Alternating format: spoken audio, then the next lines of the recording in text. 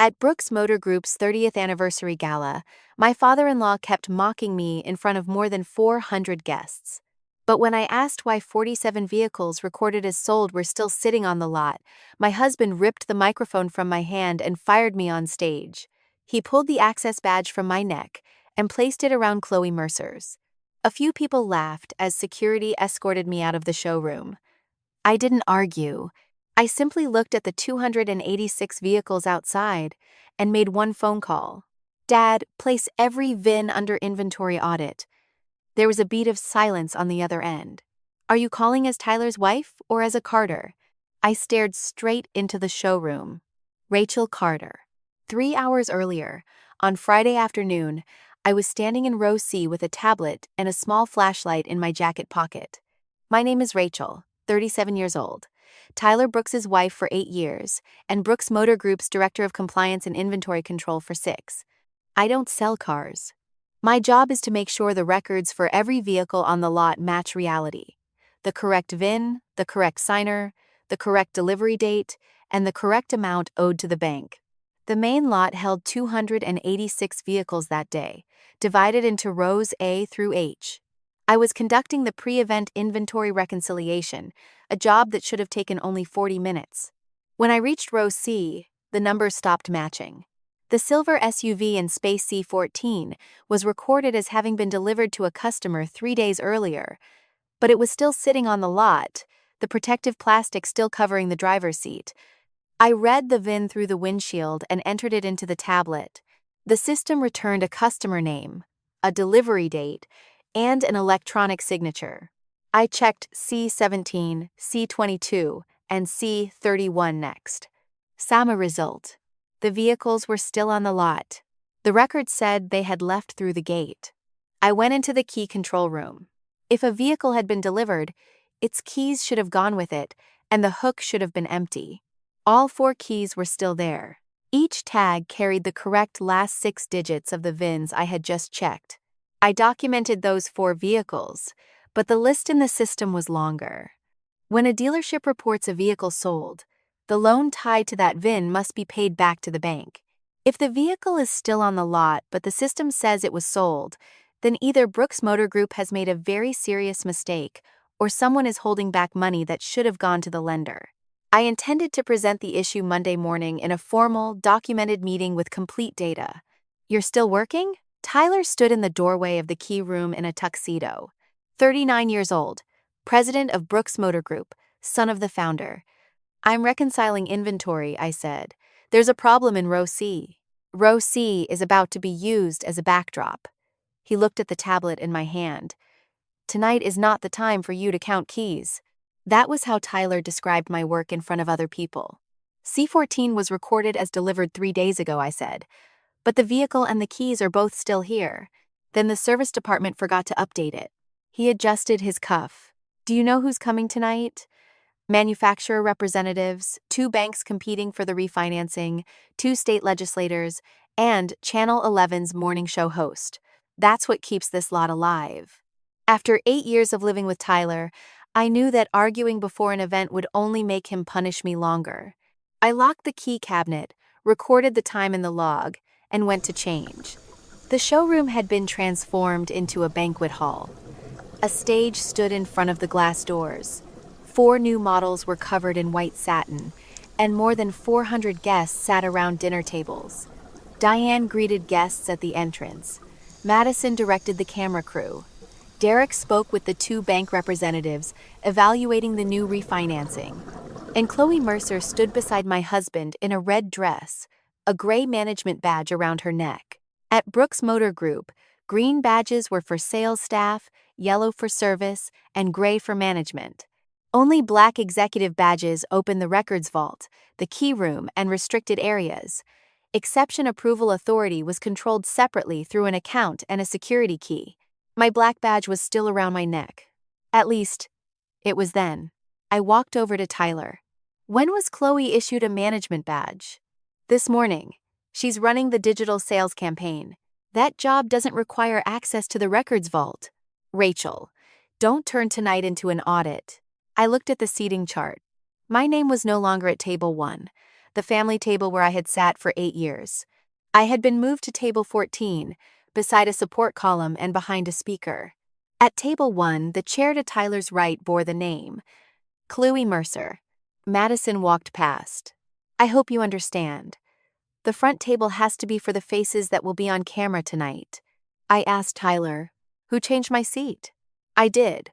Chloe needs to sit beside me because the second half of the speech mentions her campaign. With more than 400 people out there, that seat means something. Don't ruin the mood. Tonight is about sales. I sat down at table 14. From there, I could see Chloe's clutch sitting slightly open on table 1. Inside was the leather-covered key card for the sports coupe in the demo vehicle program. 3 weeks earlier, I had asked why that car was missing from the available for sale list. Tyler said a VIP customer was taking it on an extended test drive. I drew no conclusion. One key in the wrong place was not evidence. I only recorded the date, the time, and what I had seen. The showroom lights dimmed. Grant Brooks stepped onto the stage. 67 years old, he opened with a familiar story. 30 years earlier, a leased lot, 11 cars, and 1 landline telephone. He thanked Tyler for taking the group to record sales. He thanked Diane. He thanked Madison. Then he thanked Chloe Mercer and called her the face of the next 10 years.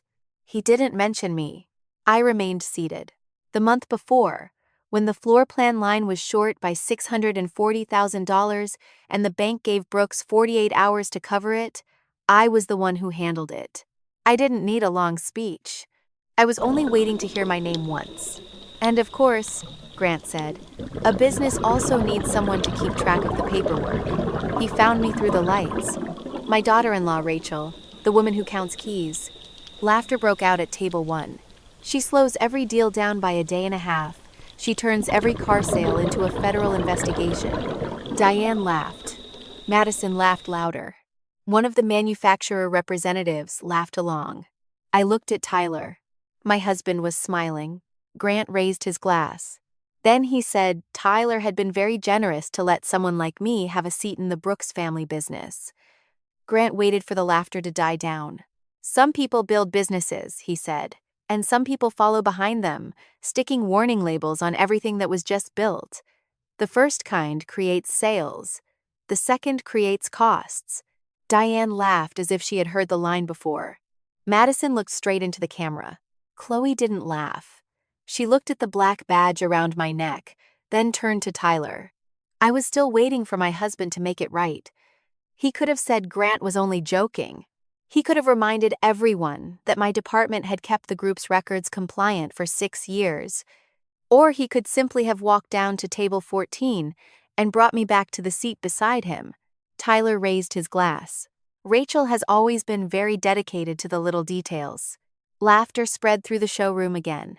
I could no longer explain his behavior for him. He wasn't silent because he was afraid of his father. He had deliberately added another line so the entire room could keep laughing at me. I stood up. I walked along the edge of the carpet, climbed the 3 steps, and stood beside Grant at the second microphone. Give me 1 minute, Grant. He stepped back. In front of more than 400 guests, he couldn't rip the microphone from my hand without turning the gala into a different kind of spectacle. Tyler set down his glass. Thank you, I said. You're right. I care about details. But before the program continues, there is an issue that needs to be documented immediately. This room contains manufacturer representatives and institutions evaluating Brooks Motor Group's credit risk. I didn't step onto the stage to reclaim my seat at table 1. I did it because if the data was altered over the weekend, by Monday morning there might be nothing left to verify my warning against. Last month, Brooks Motor Group's floor plan line was short by $640,000. The clatter of silverware stopped. The bank gave Brooks 48 hours to cover the shortage. Otherwise, the line could have been frozen, incoming vehicle supply blocked, and the manufacturer notified. Grant moved closer, but didn't touch the microphone. The shortfall was covered within 2 days through a fully documented short-term advance from my private consulting company, I said. Grant and Tyler approved it in writing. The debt was recorded in Brooks Motor Group's books and in the documents submitted to the bank. The showroom gradually fell silent. The manufacturer representative looked toward Grant. One of the two bank representatives pulled a phone from a pocket but didn't turn on the screen. Diane stopped laughing. Madison turned toward Derek. By then, the room understood that I did more than count keys. I could have stopped and presented the rest Monday morning. But those keys were still hanging in the cabinet less than 40 yards from where I stood. If I waited through the weekend, anyone with a black badge could alter or delete data. Right then, I had more than 400 witnesses, manufacturer representatives, and two bank representatives in the same room. One more detail. I signaled for the administrative employee at table 14 to bring up the tablet. Before leaving row C, I had filtered for vehicles the system marked as delivered that still appeared in the lot scan. The result was 47 VINs. I had personally checked 4 of them. All 4 were still on the lot. The keys were still hanging in the cabinet. I reconciled inventory this afternoon, I said. The system records 47 vehicles as sold and delivered to customers. The lot scan shows that all 47 are still sitting behind these glass doors. Murmurs erupted. The manufacturer representative stood. 47 vehicles were recorded as delivered. So who received them? That is the question I want management to answer. Grant went pale. He wasn't angry. He had just realized he didn't know the answer. Tyler stepped onto the stage. This is a system synchronization error, he said. We recently changed inventory management software. There is a delay between vehicle delivery and the data update. Then why are the 4 vehicles I checked still on the lot, with their keys still hanging in the cabinet? I asked. The remaining 43 need to be verified immediately. The smile disappeared from Tyler's face. What I had presented was not a vague accusation. Anyone in the room could verify the first 4 vehicles within minutes. Tyler could have stopped the program. He could have taken the manufacturer representatives out to the lot. He could have ordered the data preserved and opened an independent review. He did none of those things. Tyler ripped the microphone from my hand. Rachel Brooks is no longer employed by Brooks Motor Group, he announced, effective immediately for sabotaging this business in front of its partners. He yanked the lanyard from my neck. Let go. Tyler gripped my wrist to hold me still until the plastic clasp snapped loose from the lanyard. Professional reflex took over. I documented the time, the location, and the people standing closest. In 8 years, I had never had to record an action by my husband the way I recorded a suspicious transaction. Tyler turned toward table 1, with the black badge in his hand. Chloe removed the gray badge from her neck and set it on the table. Then she lowered her head so Tyler could place my black badge around her neck. The access badge was still registered. The access badge was still registered under my identity. Tyler could hand Chloe the piece of plastic, but valid access rights could not be transferred that way. If she used it, every door opening would still be logged under my name. Tyler knew that rule. Chloe knew it too. She didn't ask why. Security, Tyler said into the microphone. 2 security officers approached from the side door. They didn't touch me. They simply walked on either side as I moved down the velvet-carpeted aisle. I passed table 1. Chloe was still sitting in the seat that had been mine. One hand touched the black badge now hanging around her neck while Diane slid her a glass of champagne. Tyler stood beside the showroom's glass doors. I walked outside. As I passed him, I was close enough to hear him breathing. At that exact moment, the phone in Tyler's hand lit up.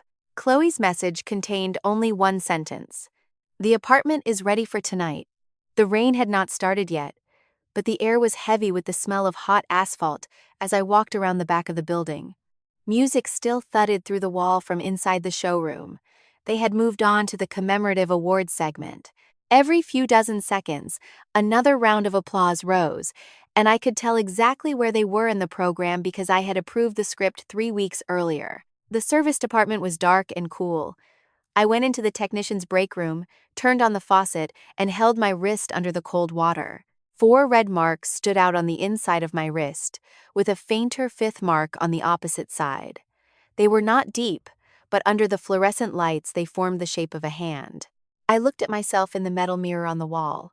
A woman in a black dress, no longer wearing an access badge, standing in the department whose timesheets she had approved for years. I thought about very specific things. In my second year, I rewrote the vehicle delivery record retention procedure after finding copies of customers' identification kept in an unlocked drawer. Grant called it useless bureaucracy. In my fourth year, I forced the finance department to correct contracts that failed to itemize the price of add-on protection products before a customer complained. Tyler said he was lucky to have married someone who knew how to read the fine print. In my sixth year, he began calling my work counting keys in public. Before I married, I joined Brooks Motor Group as Rachel Carter, with 3 years of dealership risk experience. After the wedding, my employee badge read Rachel Brooks. For 8 years, I never told the Brooks family which Carter family my name belonged to. I wanted to know what I could accomplish when no one knew who my father was. Now I had my answer. Tyler didn't need a capable wife. He needed a woman he believed had nowhere else to go. Throughout our marriage, I thought I was proving my competence. In reality, I had taught him that no matter how he treated me, I would stay. My phone vibrated in my pocket. Tyler, do not return to the office area. Your access badge has been disabled in the system. Your belongings will be delivered to the house this week. 30 seconds later, a second message appeared. Tyler, Derek is finalizing the paperwork. Sign it, and this will be easier for both of us. I read the 2 messages 3 times. He had just fired me in front of more than 400 guests for sabotaging the business in front of its partners. If he truly believed that accusation, the next step should have been to open an internal investigation, preserve the data, and restrict the access of everyone involved. Instead, he called the family attorney and had a set of documents finalized in less than an hour. Documents can only appear that quickly when they were prepared in advance. What they feared was not what I had done, but what I was about to say. I opened my contacts and scrolled down to see. That number had been there for 8 years, unchanged and undeleted. Pressing it meant I had to stop hiding the fact that I was Samuel Carter's daughter. I walked to the service door and looked across the lot. High-mounted lights washed all 286 vehicles in white, lined up in straight rows. I pressed call. It rang twice. Rachel. My father never answered with, hello. He always said my name first. Dad, place every VIN under inventory audit, I said, and request a temporary halt on all new credit disbursements to Brooks until every vehicle has been physically verified. I heard papers stop moving on the other end. Are you calling as Tyler's wife or as a Carter? I looked through the service doorway toward the lights in the showroom. Rachel Carter. My father was silent for a beat. Where are you?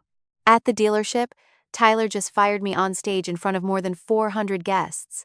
I had prepared myself for him to ask why I had waited until that day to call. He didn't. Are you hurt? Not seriously. Rachel. My wrist, I said. He grabbed it to tear off my badge. I heard my father's chair push back. Do not sign anything, he said. Do not access the system again, and do not take any Brooks documents. Olivia will call you as the bank's attorney. She does not represent you in your employment or marital dispute. I understand. I will send the audit request to Olivia and the Independent Credit Committee. I will not personally sign any decision involving your husband's business. That was the answer I needed to hear. I called my father because the bank needed to protect its collateral, not because I wanted him to use his power to punish Tyler. The bank will follow procedure, he said. So will you. I know the rules, Dad. I know, I still have to say it. Olivia called back almost immediately. She made clear that she represented Carter Regional Bank, not me. Then she asked when I had been fired, when the badge had been taken, who had been standing closest to the stage, and whether I had logged into the system again. No, I said. I haven't accessed it again, and I haven't copied any new data. Good.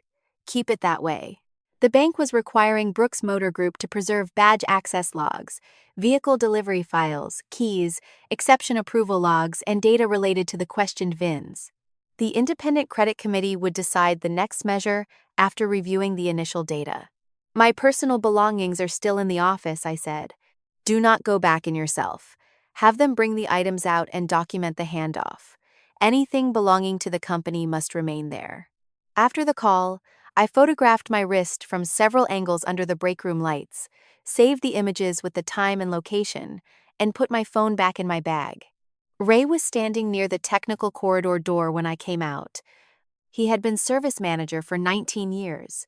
He looked at my wrist, at my bare neck where the lanyard had been, and then toward the showroom. "I heard it over the radio," he said. "I need to retrieve my personal property. I will not go back into the office area. Tyler had someone pack your things into 3 boxes. I'll bring them out. Turn on the camera before you touch anything. I will only accept what belongs to me. Brooks' records and equipment stay where they are." Ray video called me as he walked through the technical corridor.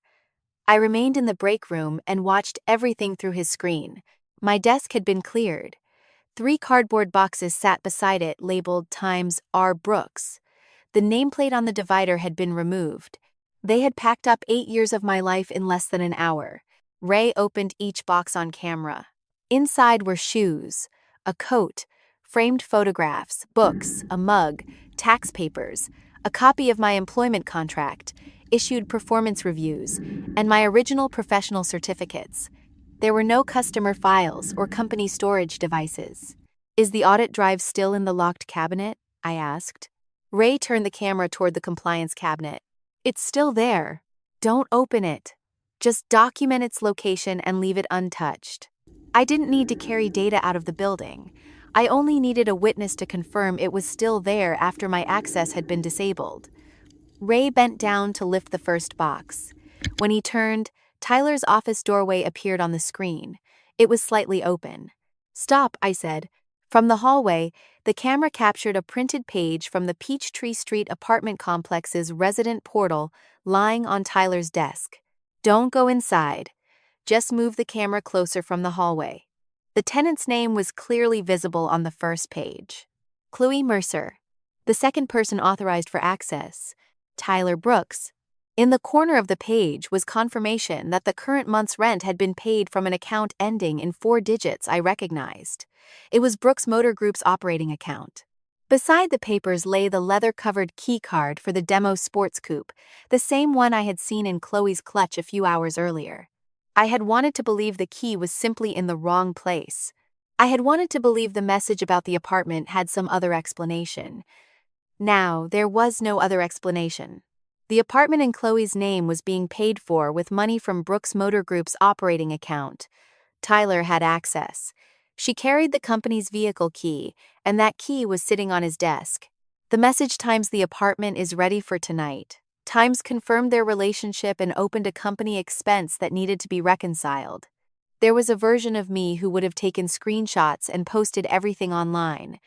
That version would have felt good for a few hours, then had to explain her actions at the first court hearing. I didn't do that. "Ray, document what you're seeing and leave. Don't touch anything." He read the document's location and the identifier on the key card into the camera, then turned back toward my desk. A vehicle delivery file awaiting processing lay on the desktop. The cover bore the VIN of the SUV in space C14. "Don't open the file," I said. "Leave it exactly where it is." Ray documented the location, then carried the 3 boxes out to the service area. I checked the items handed over to me. There was nothing I couldn't prove belonged to me. I had just placed my certificates in my bag when footsteps sounded in the technical corridor. Ray pushed the 3 boxes against the wall and walked toward the service door to sign the handoff log. I was still standing in the break room when Derek's voice carried down the hall. "Has to be finished before midnight. The longer we wait, the more likely she is to contact someone outside the company. She'll sign." "Tyler, she has nothing. It isn't only about keeping her quiet. We need signed paperwork before the lender asks about those 47 lines." There were several seconds of silence. "How much?" Tyler asked. 25, plus 6 months of insurance. Much cheaper than an audit." I stood beside 3 boxes of personal belongings and listened to my husband ask the price of making me take responsibility for him. Part of me still waited for Tyler to say Derek had gone too far. He didn't. I stepped into the hallway. Tyler flinched and took half a step back. Derek looked at my wrist, at the 3 boxes beside the wall, and then at Ray standing near the service entrance. Then he placed a packet on the small hallway table and turned it toward me. $25,000 for you to take the blame and leave the auto industry. Derek didn't push the packet toward me. He only turned it so it faced me correctly, then stepped back half a pace. Sit down, Rachel. I remained standing. The packet lay on the small table outside the service hallway. My 3 boxes of personal belongings were lined up against the wall behind me. Ray stood near the door to the lot, far enough away that he couldn't hear every word but close enough to see us. Tyler blocked the passage back to the showroom. The music inside had become nothing more than a low beat, thudding through the wall. There are more than 400 guests in there tonight, along with manufacturer representatives and 2 banks evaluating the new refinancing, Derek said. You created a crisis of confidence.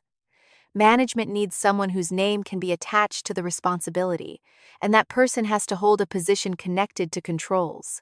You're describing my job to explain why I should confess.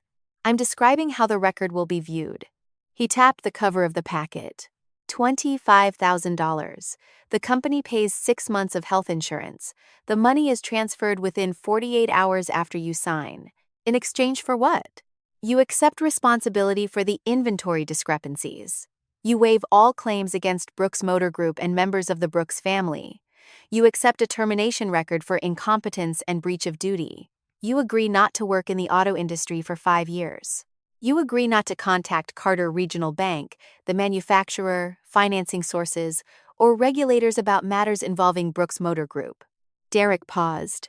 And you do not mention Chloe Mercer to anyone? That final sentence confirmed that at least part of the document had been prepared before that night. The Chloe provision had nothing to do with inventory. It was there because someone had anticipated the day they would need to silence me about both the business and my marriage. I pulled out the chair and sat down, not because I intended to sign, but because reading while standing was tiring. 19 pages. The definition of inventory discrepancies was broad enough to include transactions that had not yet been discovered. Not only the 47 VINs already under suspicion, any discrepancy found later could be folded into the responsibility I was accepting. The non-compete covered nearly every job involving dealerships, vehicle financing, inventory audits, or compliance. The no-contact clause even tried to stop me from speaking with the manufacturer and regulators. This was not an exit. It was a box built in advance to lock me inside before anyone else began asking questions. Near the end of the document was a first-person statement of responsibility, written as if I were admitting that I had failed to control inventory and apologizing to Brooks Motor Group's partners. The last page contained a signature field. The name Rachel Brooks had already been entered. Above it was the status of the electronic signature package. Awaiting signer. I looked at the small line of information beneath it. The document package had been created at 7:42 that evening, before Grant walked onto the stage. I placed my finger on the timestamp. Why was an agreement accepting responsibility in my name created before I said anything about the 47 vehicles? It was a contingency document, Derek replied. Businesses prepare alternatives for situations that may arise. Was the Chloe clause also a contingency? Tyler looked away. Derek did not answer. That silence told me more than a confession would have. This is not my signature, I said. A pre-filled name does not mean I consented. The system status confirms that I have not signed. No one said you signed, Derek replied. We're giving you the opportunity to sign before the situation gets worse. Tyler stepped close to the table. Rachel, this is your last chance. You leave here without a job, without a reference, and with a record saying you publicly disclosed internal information to damage the company. I know dealership owners and HR directors all over Atlanta. No one will hire you. He looked down at the packet. $25,000 is the most money you will ever receive from Brooks after tonight. I looked at him and gave him a way out. Tyler, the system marked 47 vehicles as delivered.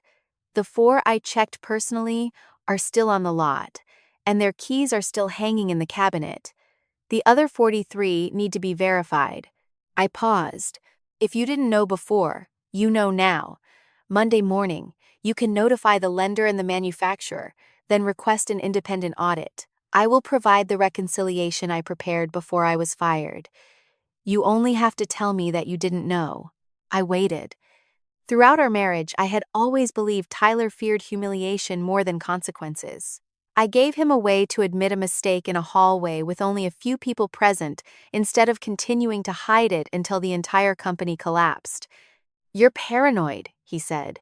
"You see a crime in every cabinet because that's the only way you can make yourself feel important." That was it. "If you leave without signing," Derek said, "Brooks Motor Group will document that you disclosed unverified internal information, defied management instructions, and caused harm in front of business partners. The company will use every available civil remedy." I understand. This termination record will also be used when future employers verify your employment history. I understand that too. I picked up the pen. Tyler exhaled very softly. It was the sound of a man who had just convinced himself that I had surrendered. I set the pen on the table, took out my phone, and photographed the pages they had just asked me to sign.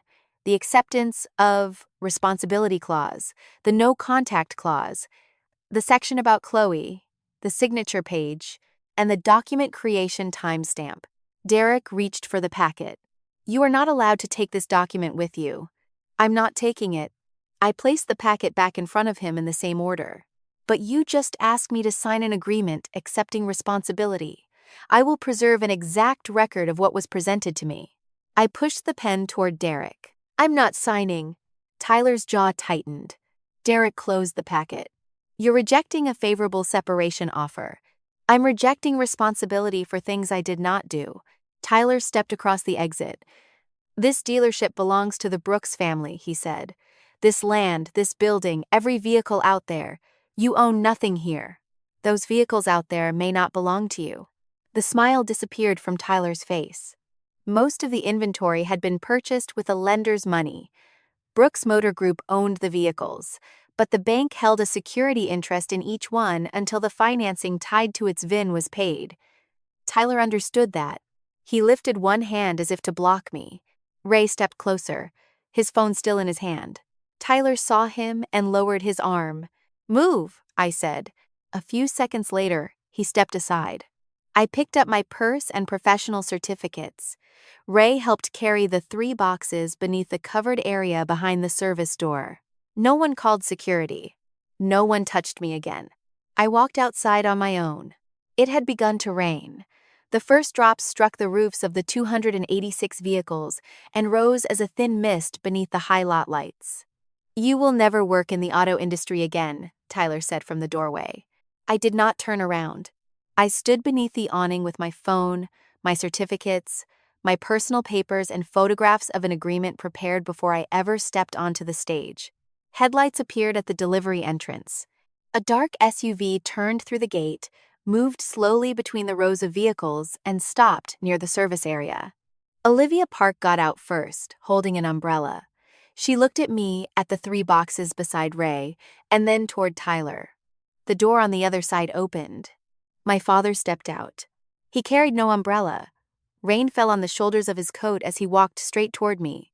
Samuel stopped in front of me, looked at the handprint on my wrist, and then met my eyes. "Did you sign anything?" "No." He nodded once. "Then tell me everything from the beginning." My father took off his coat and draped it over my shoulders.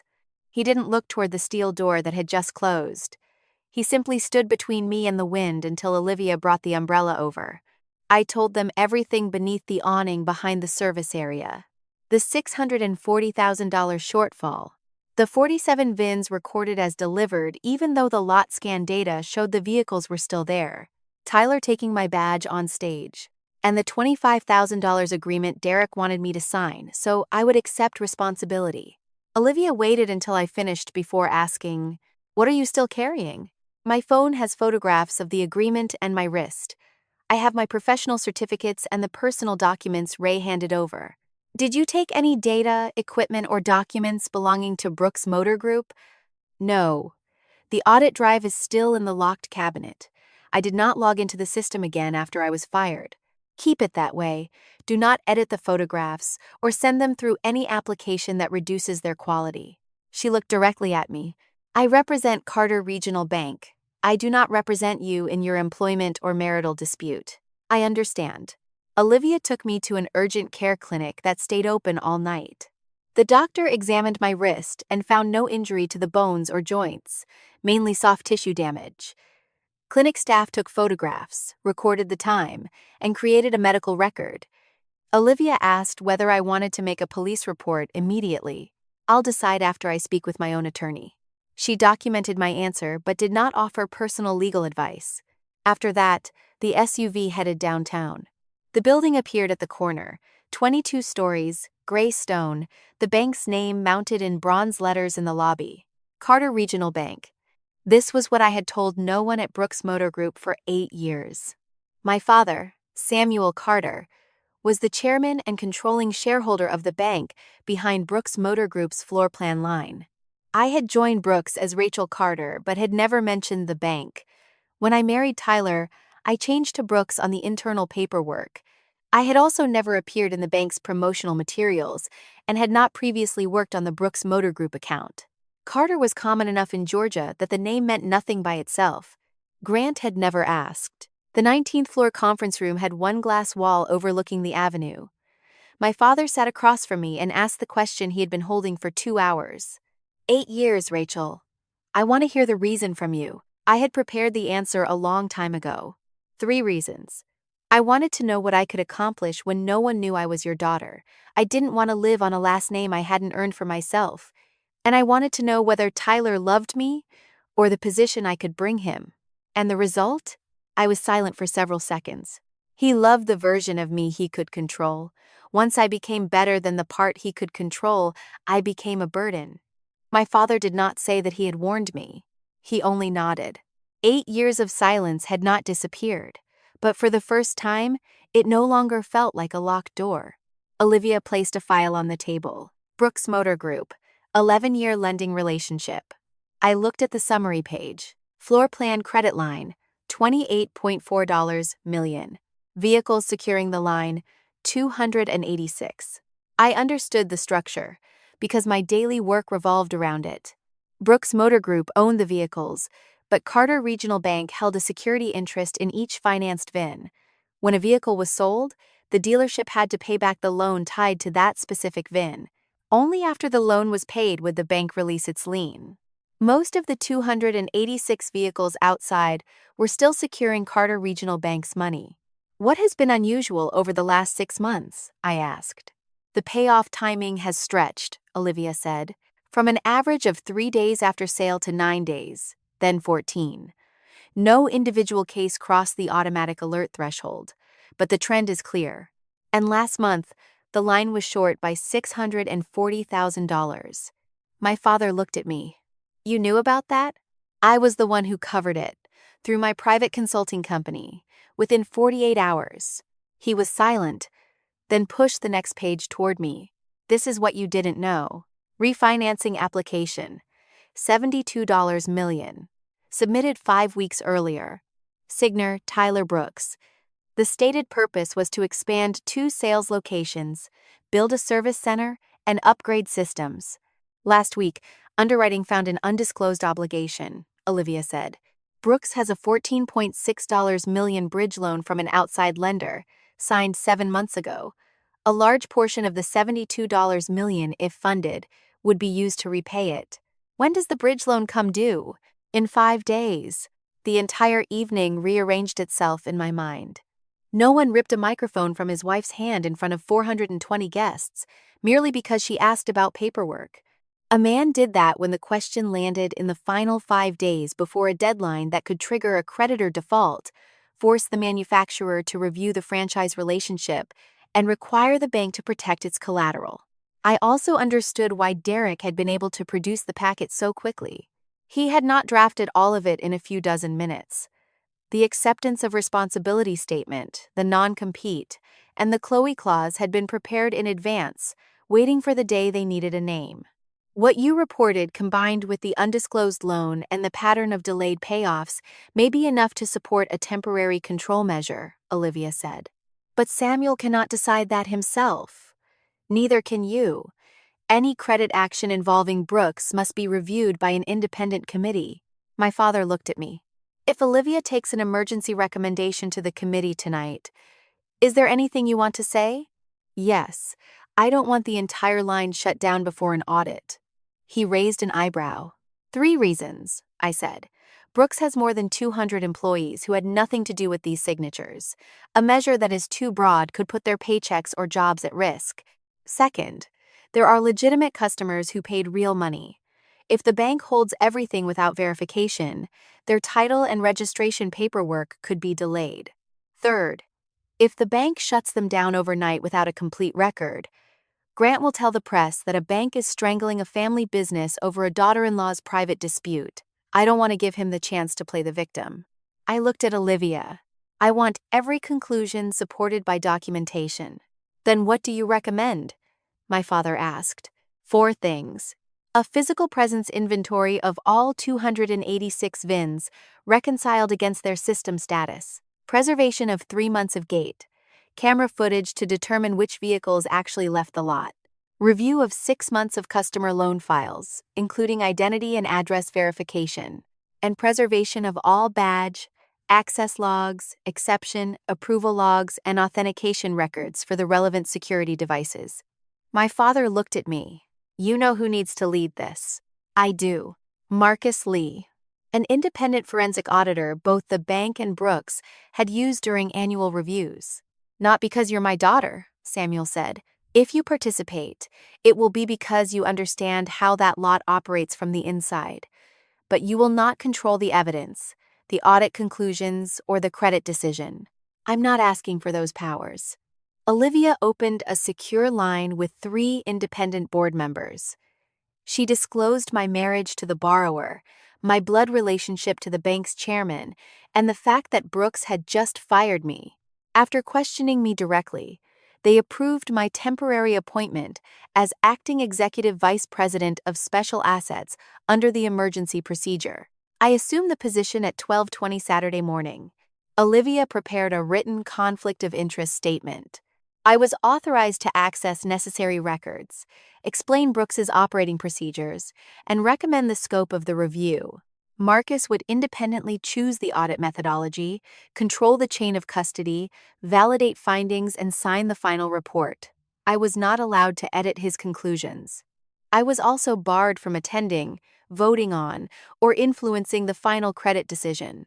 That decision belonged to an independent 3-member credit committee, with no ties to the Carter or Brooks families. You're going to hate this restriction on day 4, Olivia said. I'll be grateful for it in month 6. Marcus arrived at 1:15 a.m., his hair still wet from the rain, accompanied by 2 auditors and a handheld VIN scanner. I knew one thing about Marcus. He never wrote a line he had not verified with his own eyes.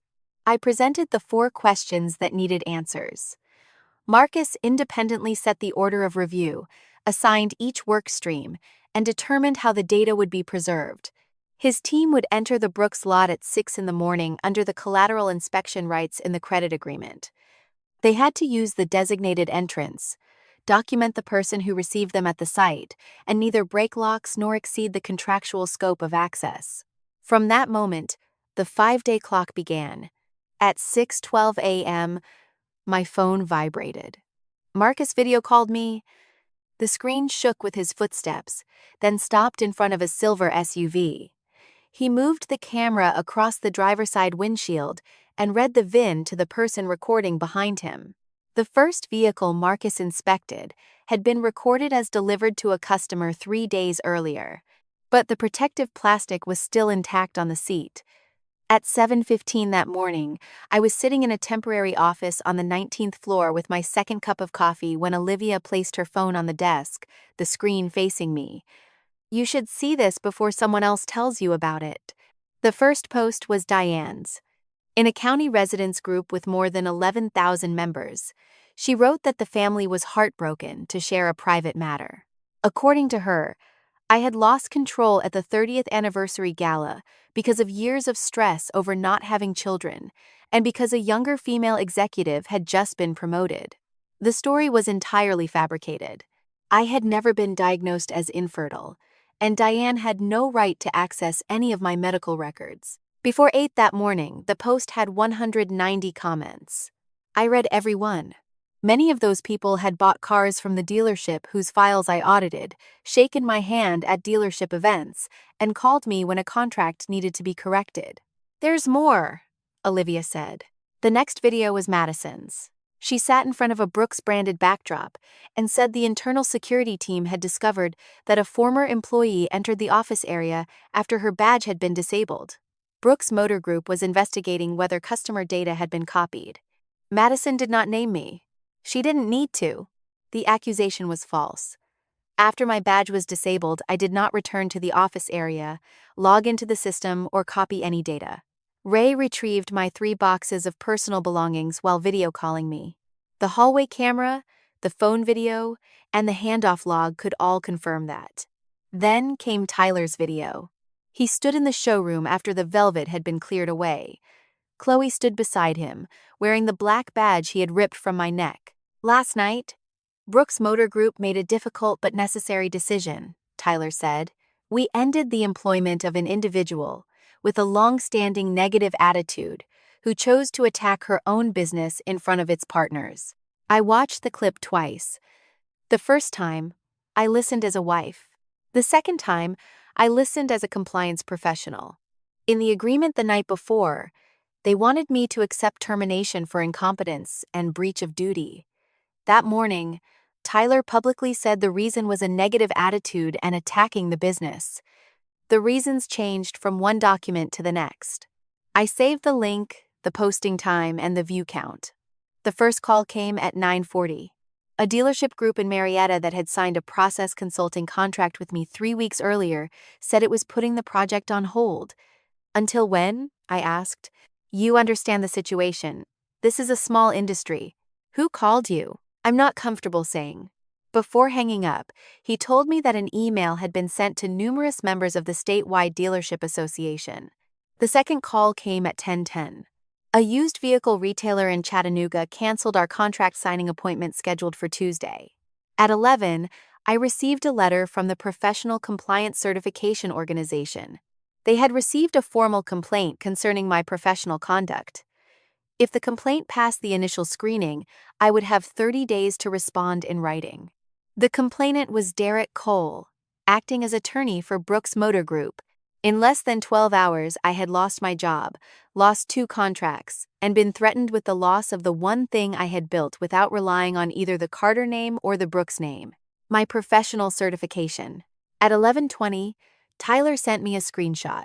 It was his own email to the State Automobile Dealers Association distribution list, with the subject line, "Personnel alerte." In the email, he wrote that a former Brooks compliance director had been fired for sabotage and may have taken customer data. Beneath the screenshot was one line of text: "I told you there would be no place for you in this industry." I opened the keyboard. Tyler had just sent me time-stamped evidence, including the content and recipient list, showing that he was intentionally interfering with my business relationships. I had typed half a sentence when Olivia walked in. "What are you planning to send?" "1 sentence. She sat across from me. "I have to remind you that I represent Carter Regional Bank. I do not represent you in your marital, employment, or defamation dispute." I know. Right now, there are 2 stories. Their story is that a jealous wife is destroying the family business. The bank's story is that a lender is inspecting contractual collateral. She looked at my phone screen. If you respond to Tyler while participating in the audit, Brooks's attorneys will try to connect those 2 stories. Everything Marcus finds on the lot will be described as a wife's revenge. So I let them talk for 5 days? You keep the personal dispute separate from the bank's work. Preserve the original message. Place a copy in the audit witness file. Give the rest to your own attorney. Olivia pushed the notebook toward me. "This message is worth more than anything you were about to send." I deleted what I had typed. I preserved the message thread on my phone, exported the entire conversation with timestamps, and transferred a copy into the document preservation folder. Olivia documented the intake under the same procedure used for the photographs of the agreement and my injury records. At 12:40, Marcus came up to the 19th floor carrying a laptop, dark circles under his eyes. "We've only scanned 160 vehicles," he said, "but you need to see this." He opened 3 data tables. The first was the list of 286 VINs securing Carter Regional Bank's floor plan line. The second was the collateral schedule for the $14.6 million bridge loan, provided by the outside lender during verification of Brooks's undisclosed debt. The third was the physical presence scan Marcus's team was building on the lot. "I'm seeing a group of VINs appearing on both collateral schedules," Marcus said. "But I won't give a final number until we've scanned all 286 vehicles and matched every character against the signed contracts." "Have you ruled out data entry errors and duplicate records?" "We're doing that now.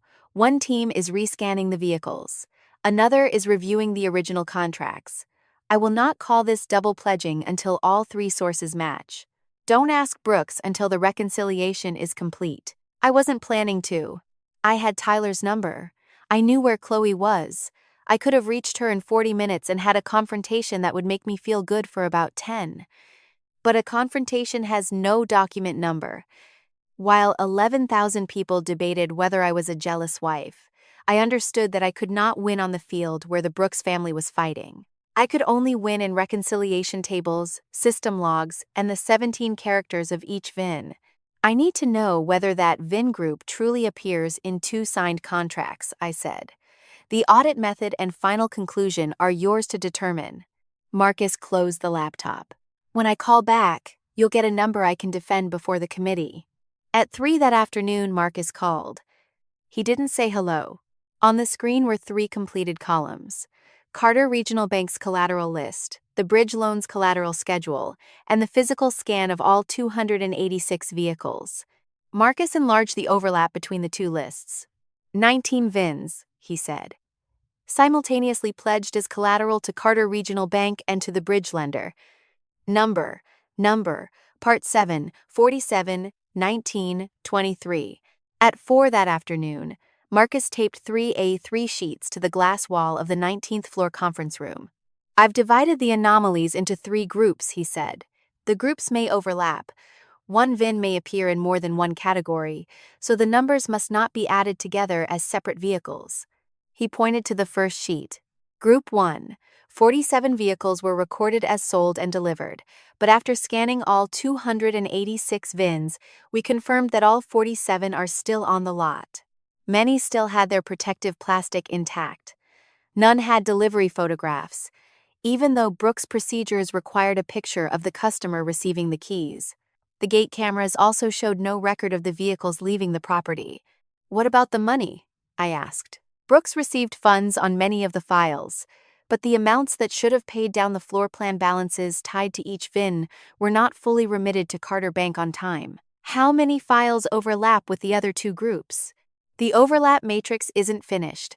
I will not give a number until each VIN and loan file has been reconciled." Marcus moved to the second sheet. Group 2. 19 VINs appear on 2 collateral schedules. One belongs to Carter Regional Bank's $28.4 million line. The other belongs to the $14.6 million bridge loan. That loan came due in 4 days. Brooks used the same vehicles to secure 2 sources of financing? Yes.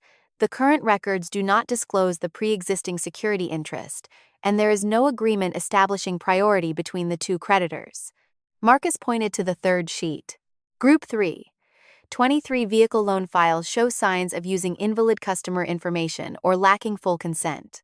The files lacked proof of insurance, contained no delivery acknowledgments, and included matching signature patterns across multiple files under different names. This was the group that chilled me most. The 47 vehicles were a problem between Brooks and the bank. The 19 VINs involved Brooks and 2 creditors. But the 23 loan files could directly affect people who did not know their information had been used. "Prioritize verification of this group," I said. "We cannot call them victims before we have evidence, but we also cannot let them learn about the problem from a collection agency. Do you want a contact list created? A restricted access list. Verify identity, consent records, and disbursement data first. Olivia, the fraud unit, and the security team will decide how contact should be handled." Marcus wrote it down, then opened the exception approval log.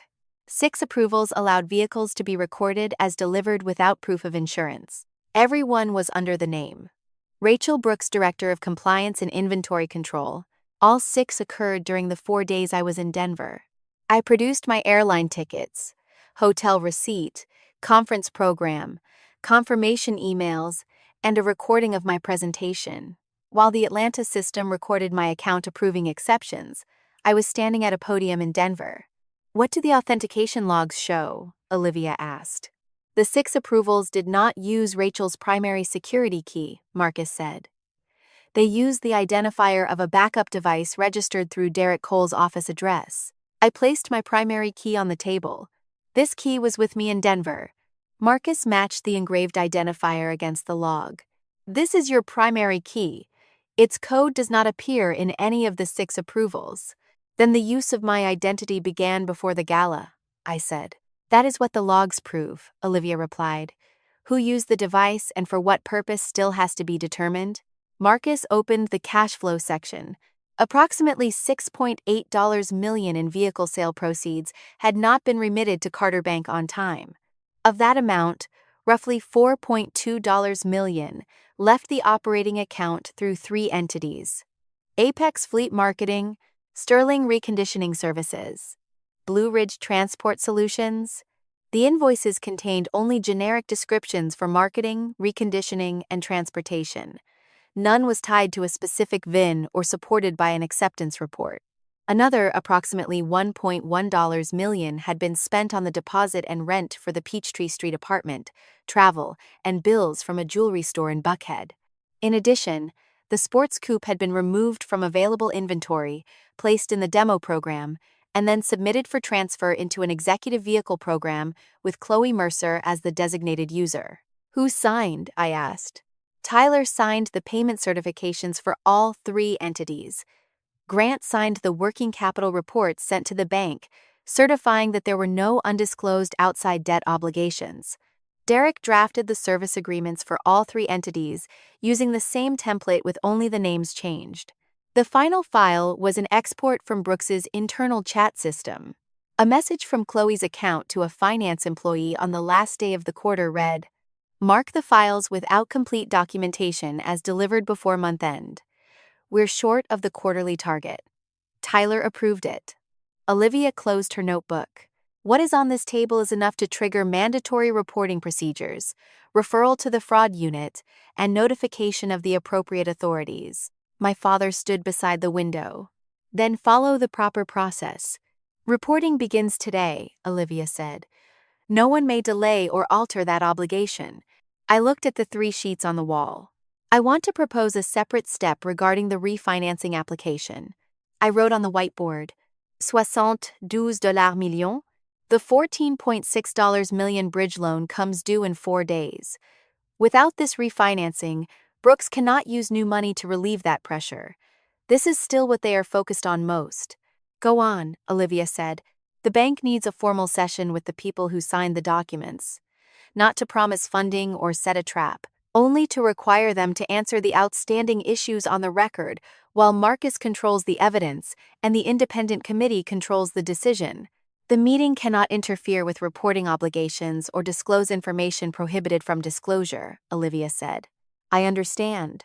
If there is a meeting, Marcus said, I decide which documents are ready to be presented and which must be withheld for investigators. Correct. Brooks management only needs to appear and authenticate the records they submitted. Olivia documented the proposal. The invitation must be completely neutral. It cannot promise approval, financing, or disbursement. It only needs to be true. The independent committee approved the meeting under 3 conditions. Olivia would control the legal process. Marcus would control the evidence. I could not use the meeting to confront anyone about the marriage. The invitation was sent by corporate credit. It stated that the $72 million refinancing application remained under review. The bank required a final working session on outstanding conditions and information, and Brooks Motor Group had to send all authorized signers and legal counsel to headquarters at 9 the next morning. The final line stated clearly, "This invitation does not constitute a commitment to approve, finance, or disperse funds." After 8 years, I understood one thing about Tyler, that Derek might not stop in time. Tyler did not read documents. He read the atmosphere. An invitation to a meeting in the 22nd floor boardroom could make him believe the door to the loan was still open. But the bank had promised nothing. Marcus locked the investigative files into a read-only directory, hashed each file, and stored an offline copy. Olivia issued an internal preservation notice, then routed the mandatory reports to the proper departments. That evening, the dealership's internal chat system recorded a message that later appeared in lawfully preserved data. After reading the email, Derek told Tyler, "We made it through Carter Bank's audit." The first clip appeared on Madison's account at 10 that night. Grant's office at the dealership, yellow light, an open bottle of bourbon sat on the desk, the kind he kept in a glass cabinet and poured only on occasions he wanted people to remember. 3 glasses. Grant sat in the main chair, Tyler sat on the edge of the desk, and Derek stood beside the bookcase, with his phone still open in his hand. Madison's caption read, "30 years is only the beginning." In the clip, Grant raised his glass. 30 years ago, I had a small car lot and a landline telephone, he said. Next year, we'll be the largest automotive group in this region. Tyler turned toward the camera. People buy cars from people they trust, he said. That's the Brooks Trust. No one has shaken it in 30 years, and no one will this week. I watched that clip 4 times in the 19th floor office. Not to hurt myself. I watched because each time I noticed something else. The second time, I realized Derek wasn't drinking, his glass was still full, and he stood slightly outside the main frame. The third time, I heard background audio. Tyler telling someone off camera that he wanted to review the files for the 2 new locations first thing the next morning. The fourth time, Grant's expression and the way he spoke about next year made me believe he was acting as though the $72 million had already been approved. 3 weeks later, when the lawfully preserved internal dataset was produced, I read the part the camera had not captured. That same evening, Derek messaged Tyler that the personnel problem had been resolved, that I had no job and no money to hire a sufficiently capable attorney. He also falsely wrote that my certification had been suspended, even though the certification body had only received the complaint for initial screening at that point. But I didn't know about that message that night. That night, all I knew was that 3 men were drinking bourbon and discussing the purchase of 2 more dealerships with money. An independent credit committee had never voted to approve. At 10:40, Marcus called. "Do you have the asset status change tracker open?" "No." "Open it." A new request just came through the Brooks system. I opened it and saw the sports coupe in the demo program. The one whose key I had seen in Chloe's clutch the night before. The Brooks system had just created an internal request to change the vehicle's status from inventory to an executive-assigned vehicle. Chloe Mercer was entered as the designated user.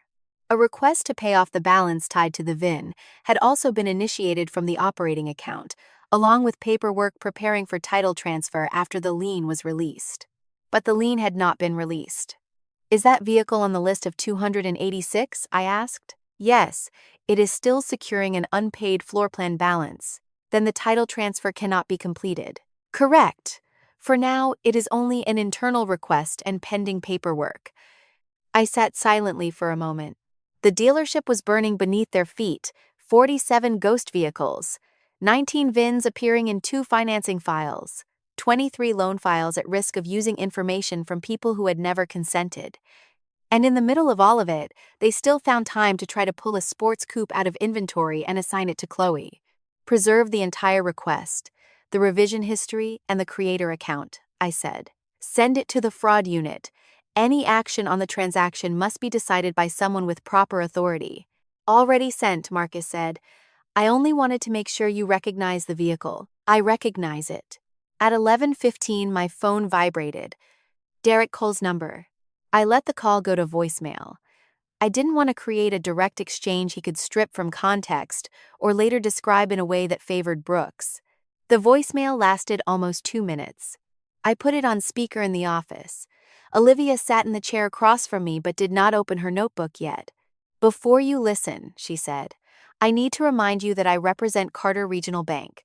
I do not represent you in the divorce, employment matter, or certification complaint." "I understand." The bank may preserve any portion related to pressuring you to accept responsibility or obstructing the audit. The rest needs to go to your own attorney. I played the voicemail. Rachel, this is Derek Cole. I'm calling because I think you should know a few things before you do something you can't take back.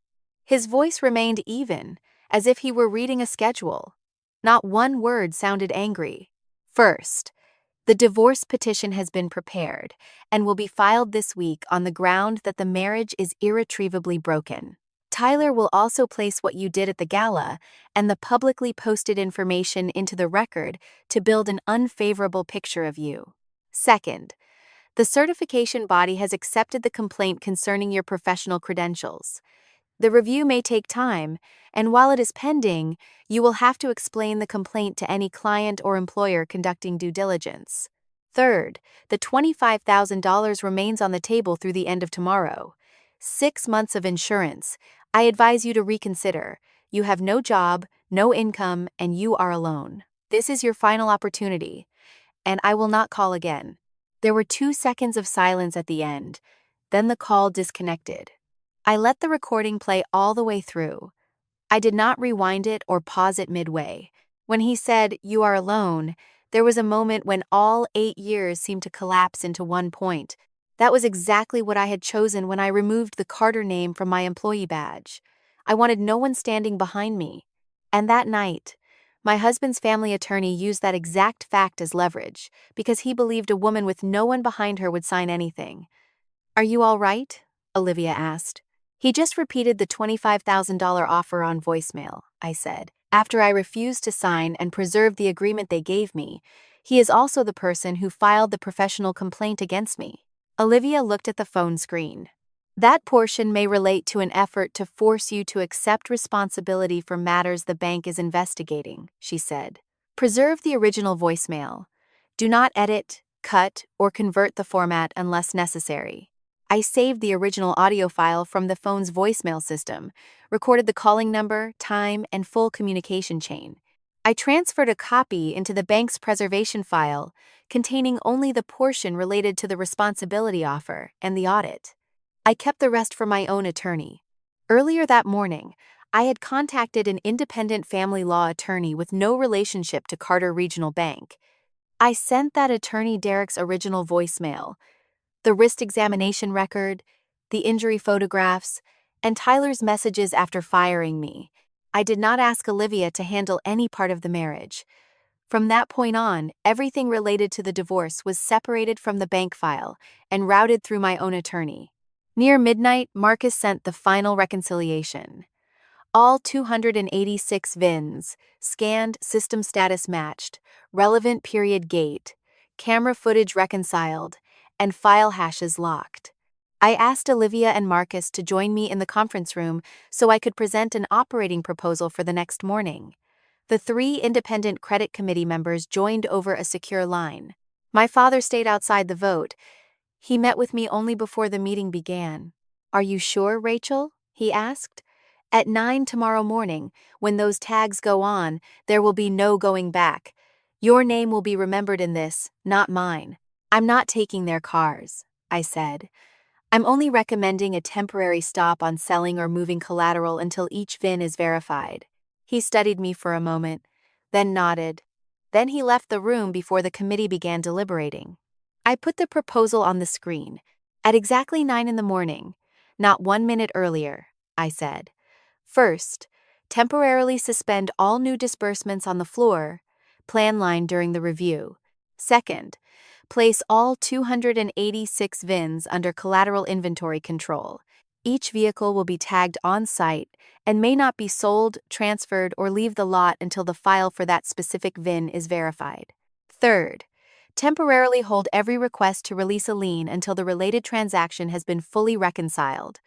Once a file is confirmed to have a real customer, valid insurance, complete delivery documents, and processed VIN-specific payment, that vehicle's lien must be released immediately. "What about limitations?" Olivia asked. 3 limitations, and I want them in the operative text, not in the notes. 1.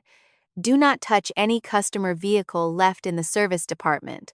A customer's vehicle is the customer's property. If a customer vehicle is on a lift, It still gets repaired and returned on schedule. 2. Fully verified sales must continue to be processed normally. The bank does not hold the title documents of someone who paid legitimately just because Brooks is under review. 3. The account used solely for payroll and benefits is not frozen with the inventory measure. Verified payroll, insurance, and benefits payments continue through a controlled exception. No other expense may be routed through that exception. Marcus recorded each line and converted it into an inventory control procedure. Olivia reviewed each provision against the inspection and collateral control rights in the floor plan agreement. She revised language that could be read as repossession and added a line confirming that this was a temporary audit hold, not a transfer of ownership to the bank. The 3 committee members asked questions about customer vehicles in the service department, legitimate sales transactions, the lien release process, payroll protection, access rights to the lot, the start time of the measure. I answered questions about Brooks's operations. Marcus answered about inventory and evidence. Olivia answered about contractual authority and legal limits. I did not participate in the vote.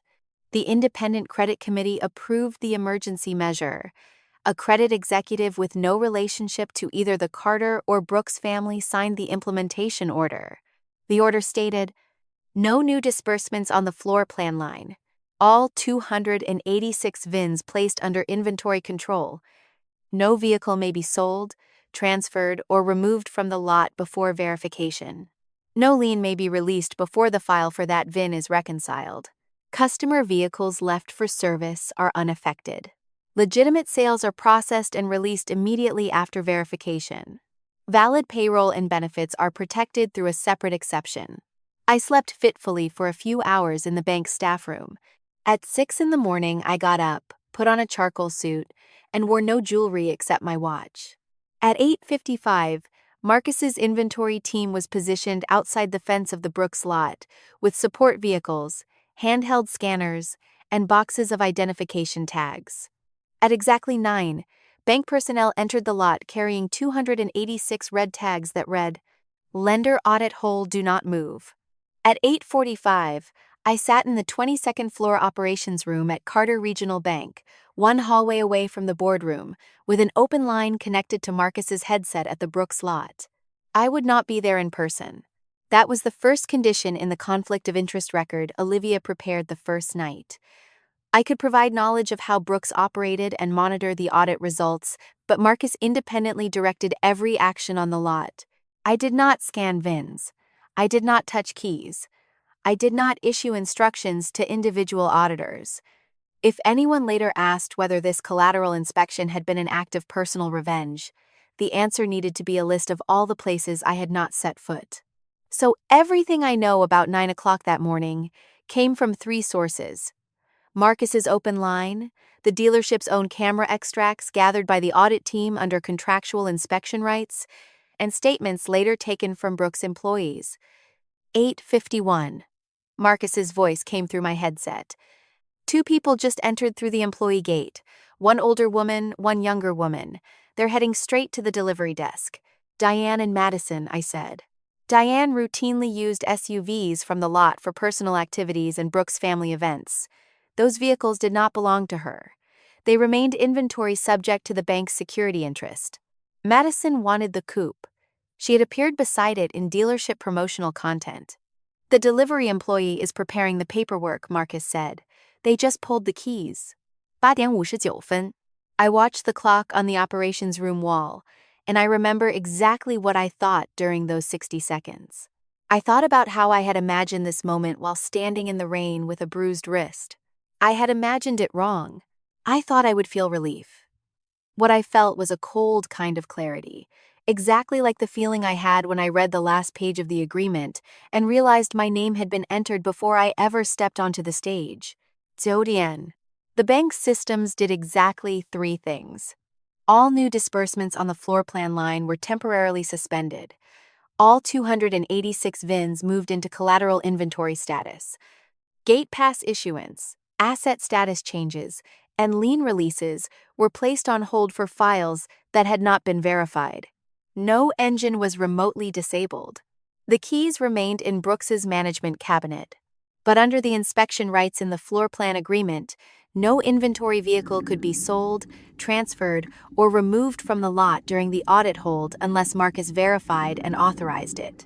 On the lot, Marcus's team began moving row by row, from row A to row B, each person carrying a roll of tags and a scanner.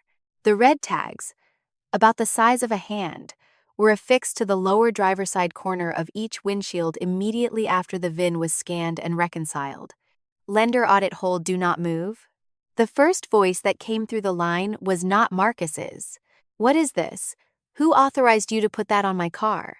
Ma'am, this is a collateral inspection under the floor plan agreement, an auditor replied. We have written authorization. You may ask dealership management to produce it. I am Diane Brooks. Yes, ma'am, this vehicle remains on the collateral schedule. I heard heels moving quickly across the concrete, fading toward the delivery desk. What happened next? I learned from the counter camera and the statement of the employee working vehicle delivery that day. She had finished the internal vehicle loan paperwork. She clicked complete. The system returned a red line she had never seen before. Gate pass cannot be issued. Asset is under lender inventory audit. Contact finance. She tried again.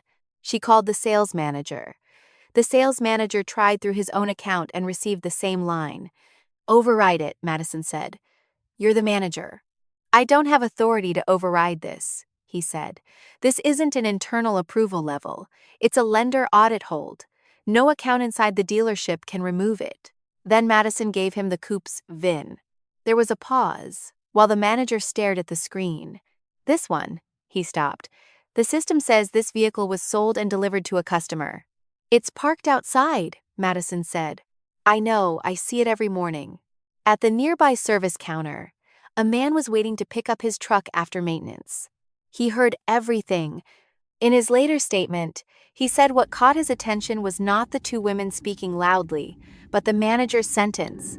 A vehicle was recorded as sold to someone even though it was still sitting on the lot. He asked the service employee whether a red tag had been placed on his truck. The answer was no, and that was the correct answer. The limitations I proposed, and the independent credit committee approved, were explicit. No customer vehicle left in the service department was to be touched. A customer's vehicle was the customer's property. That truck was repaired and returned normally. That was the limitation I was proudest of in the entire order, and it was also the point people mentioned least afterward. Murmurs began inside the showroom. Sales employees abandoned what they were doing and walked to the glass doors to look out over the lot. Marcus's team continued scanning and tagging row by row. When the morning inventory was complete, Marcus's team took a series of wide-angle photographs for the record. 286 vehicles in straight rows, each with a small red tag in the corner of the windshield. Diane called Grant. He didn't answer. Grant and Tyler had arrived at Carter Regional Bank before their appointment. When the audit hold began, they were sitting in the waiting area outside the 22nd floor boardroom, drinking the bank's coffee, and believing they were about to finalize the $72 million refinancing. Grant's phone lay face down on the table. Diane called a second time, then a third. Madison called Derek. I learned this part from Derek Cole's statement after he retained separate counsel and began answering questions on the record. Derek received the call while driving to the bank. He listened as Madison described the red tags and the system's refusal to let vehicles leave the lot. His first response was to tell her to stay calm. He said it might be a synchronization error and that their inventory software sometimes froze after updates. Then he pulled over and opened the financial system on his tablet. He saw three things, in the exact order described in his statement. First, all 286 VINs carried the same Carter Regional Bank audit hold code. This was not a group of incorrectly entered vehicles and not a series of isolated errors. Second, all new disbursements on the floor plan line had been temporarily suspended, with the exact effective time recorded in the system. Third, gate pass issuance, asset status changes, and lien release requests were all restricted until the file for each VIN was verified. No software update would perform all three actions at once. Derek hung up on Madison in the middle of a sentence. He did not continue to the bank. He turned his car around and drove back to his law office. In the operations room, Marcus continued reading updates through the headset. "The main gate has received the control order," he said. "No inventory vehicle may leave without confirmation from the audit team. Customer vehicles from service are using a separate lane and are unaffected. Has anyone tried to take a vehicle out?" I asked. "No one has made it past the delivery desk." I looked through the glass toward the boardroom door. On the other side of the hallway, Grant and Tyler were still waiting. They did not yet know that Diane had been unable to take the SUV. They did not know Madison had just discovered that the coupe was recorded as sold, even though it was still on the lot.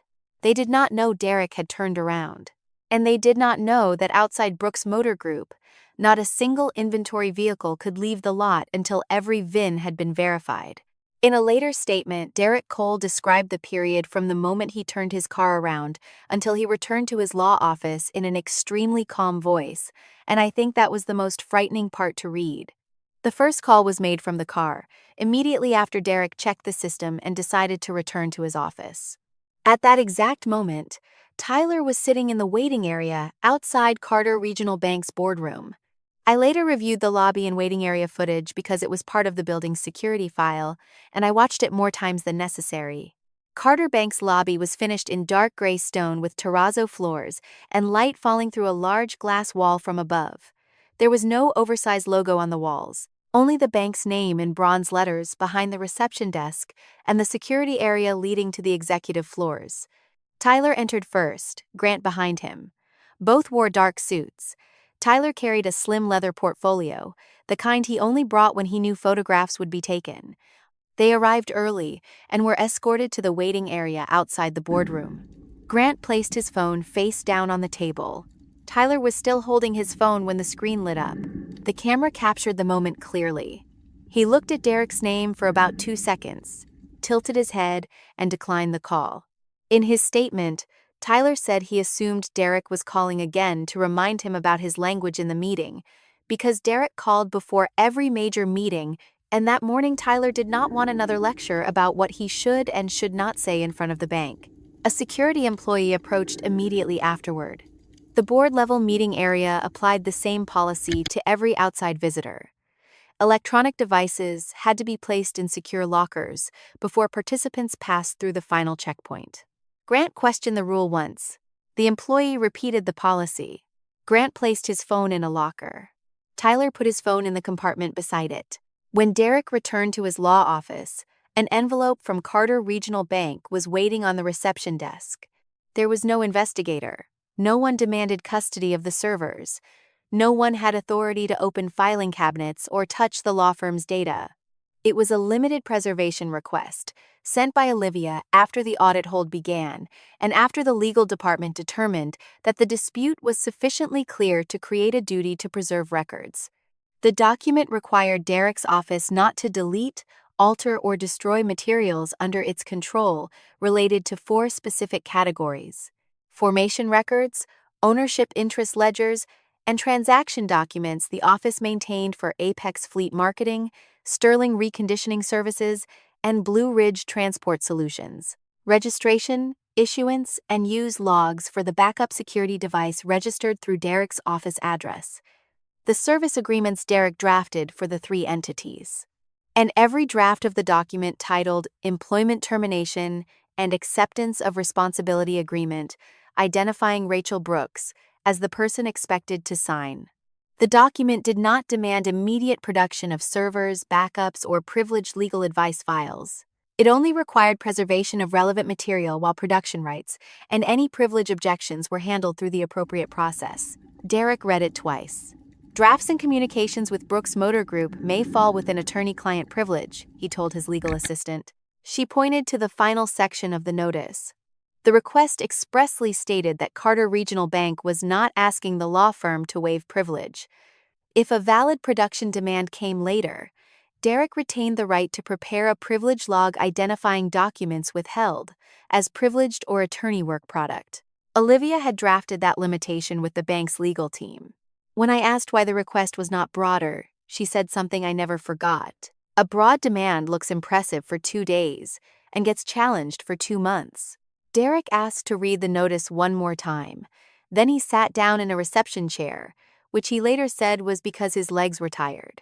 In his statement, he said the first thing he thought about was not Brooks Motor Group. He thought about the security device logs.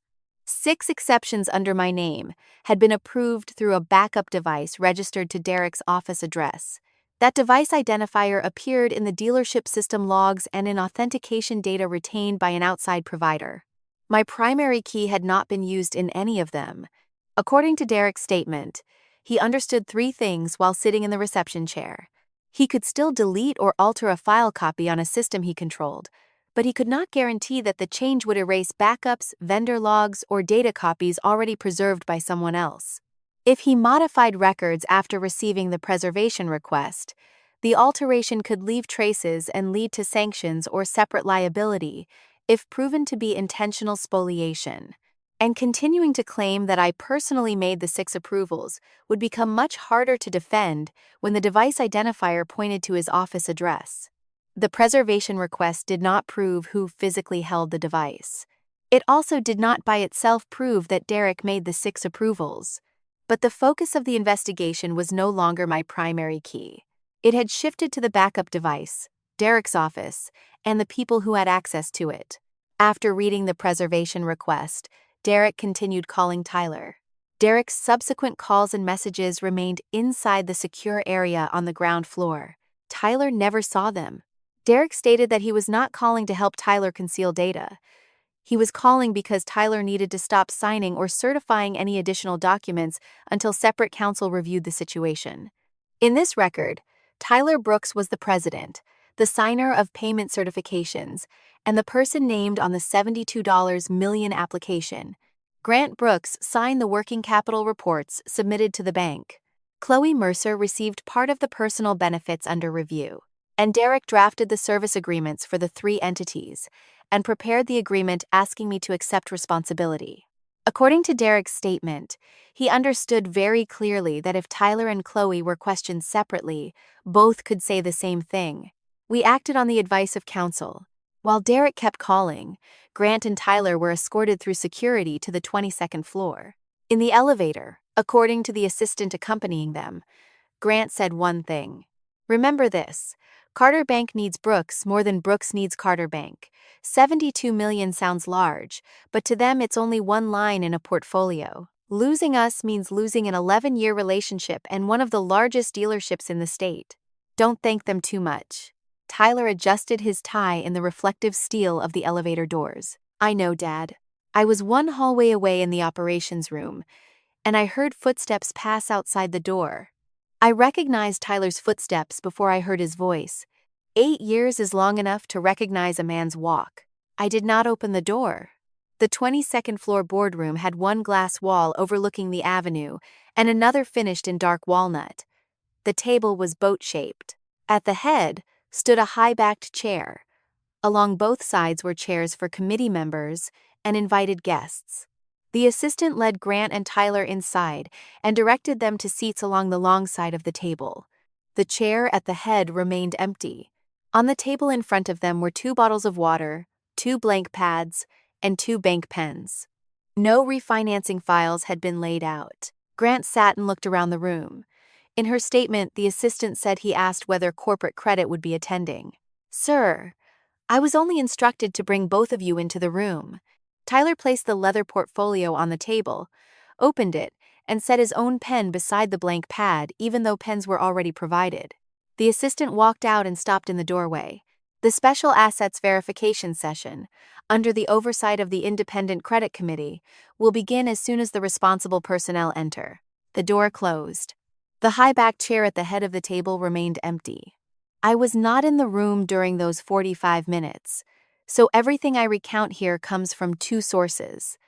The statement of the assistant who entered twice to bring water and coffee, and the later recorded statements of Grant Brooks and Tyler Brooks.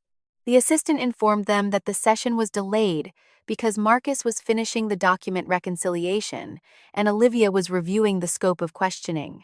For the first 10 minutes, Grant stood by the glass wall.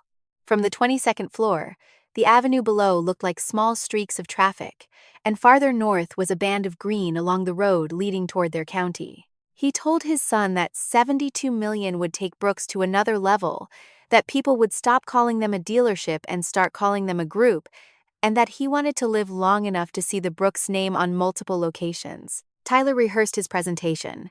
He paced behind his chair, muttered the opening, stopped, changed one word, and started again. At 9:05, the door opened. The assistant brought in coffee. No one came with her. At 9:13, the room's telephone, the landline on the side table, the only working device because both personal phones were locked downstairs, rang. Diane was calling from the dealership through the bank switchboard after being unable to reach her husband any other way. She said there was an emergency at the dealership, so reception routed the call into the room. Grant answered. In his statement, he summarized the call in 4 sentences. Bank employees were placing red tags across the lot. All inventory had been placed under audit control. The system would not let her drive the SUV through the gate, and Madison could not take the coupe because the system said it had been sold to some customer. Grant listened to all of it, then answered his wife with a sentence I later read over and over. It's a routine collateral inspection. They do one every year. Let them finish counting. He hung up and told Tyler it was a show of power before the signing, that every bank did it to remind a dealership who held the money, and that the only way to handle it was to sit still and not look impatient. At 9:21, the assistant entered a second time to replace the water pitcher. She stated that the atmosphere had changed. The younger man asked whether he could go downstairs to retrieve his phone from the locker. She answered that executive floor policy prohibited devices upstairs, and if he went down, he would have to wait to be escorted back. Tyler did not go down. In his statement, he said that while they waited, Derek's name on the screen before he surrendered the phone kept growing larger in his mind. Derek would not call at a time like that merely to repeat something already said. Dad, I think I should go downstairs and get my phone. You're not walking out of this room so they come back and see an empty chair, Grant said. Focus on what you have to say. At 9:35, no one else entered the room. I was in the operations room one hallway away, and those 45 minutes were nothing like the satisfaction I had imagined while standing in the rain on the lot. I thought I would sit there counting down. In reality, I spent most of the time rereading the list of 23 questionable loan files. Those 23 files might involve people who had never consented to loans in their names. Marcus had completed the restricted access verification table with file numbers, consent status, disbursement status, and missing documents. We were not allowed to call any of them victims until verification was complete. But if those loans lacked genuine consent, they would be the people living with the consequences longest after Brooks Motor Group disappeared from the front page. What I carried into the boardroom that morning was not anger from the gala. That anger had burned itself out during the hours of investigation. What remained was this list.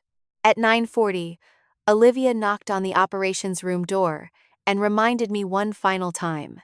3 things. You may not make any commitment regarding the $72 million. Even by denying one, the decision belongs to the independent committee, not you. You may not mention the marriage, Miss Mercer, in a personal capacity, or anything that happened on the gala night. And you may not say a sentence unless I can point to the document number supporting it. What if they bring it up first? Then you let them talk, she replied.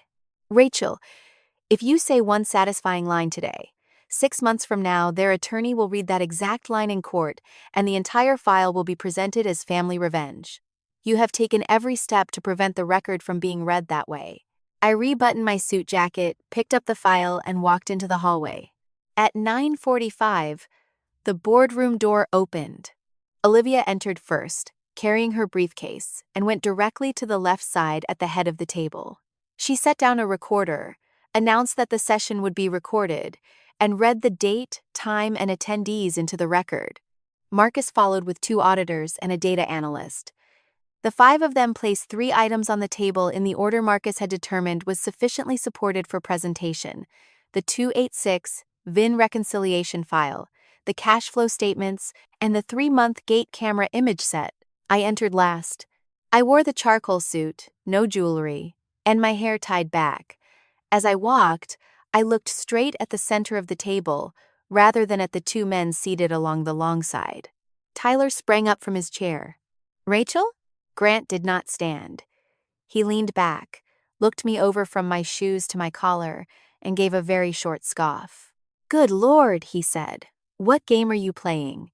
Did you come all the way to the 22nd floor of a bank to beg for your job back?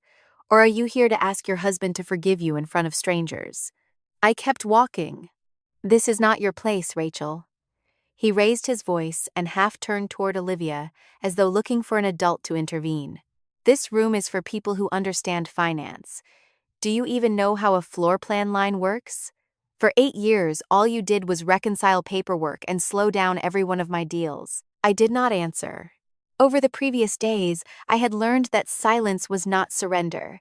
Silence let the sentence remain in the room a little longer, long enough for everyone to hear it clearly. I walked to the head of the table. Olivia stepped aside and pulled out the high-back chair. I sat down. For one brief moment, no one in the room spoke. I watched Grant's eyes move from me to the chair, then to Olivia, then to Marcus's team quietly opening their files. The smile vanished from his face. "What are you doing?" Tyler asked. He was still standing. "Rachel, that chair is for the presiding officer."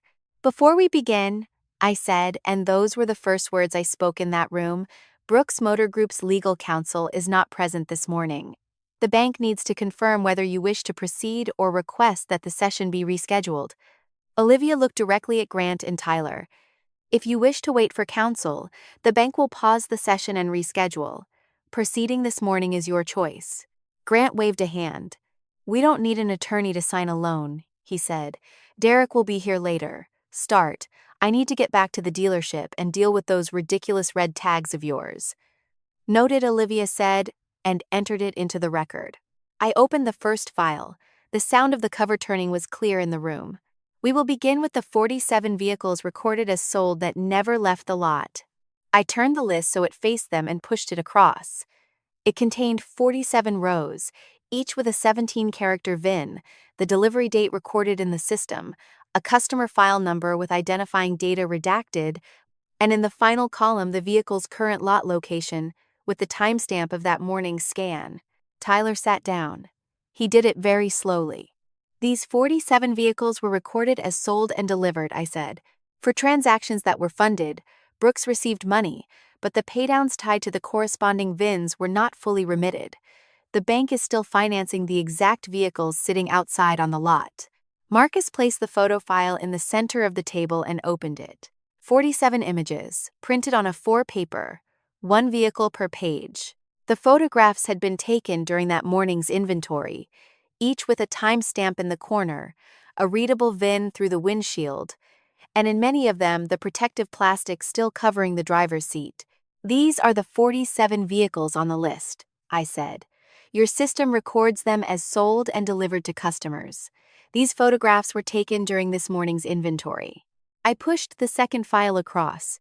"These are extracts from the dealership's own gate cameras, 3 months, 2 entrances. The analysts matched each VIN against the gate logs, vehicle images, and the time window corresponding to the delivery date in the system. None of these 47 vehicles was recorded passing through either gate." Grant pulled the photo file toward himself, flipped through 2 pages, then pushed it back. "Data error," he said. "We changed inventory management software last quarter. There is a synchronization delay. It happens at every dealership in the state." It was almost word for word what Tyler had told me on the gala night. I noted that and did not comment. "A synchronization error would create random discrepancies," I said. "It would misclassify both delivered and undelivered vehicles in both directions. In these 47 cases, the discrepancy runs only one way. Every vehicle is recorded as delivered while still sitting on the lot. There are no reverse cases. Second, software errors do not move keys. This morning, the audit team reconciled the key control cabinet in the presence of the inventory manager. The keys they checked still matched the vehicles standing on the lot. Third, software errors do not put protective plastic back on those seats." Grant answered none of those 3 points. I nodded to Marcus. "Group 2, he said, opening his laptop and turning the screen toward them. 19 VINs appear simultaneously in two financing files, one at Carter Regional Bank, one with the bridge lender. Same vehicle, same chassis number, two creditors, two loans, two sets of security documents.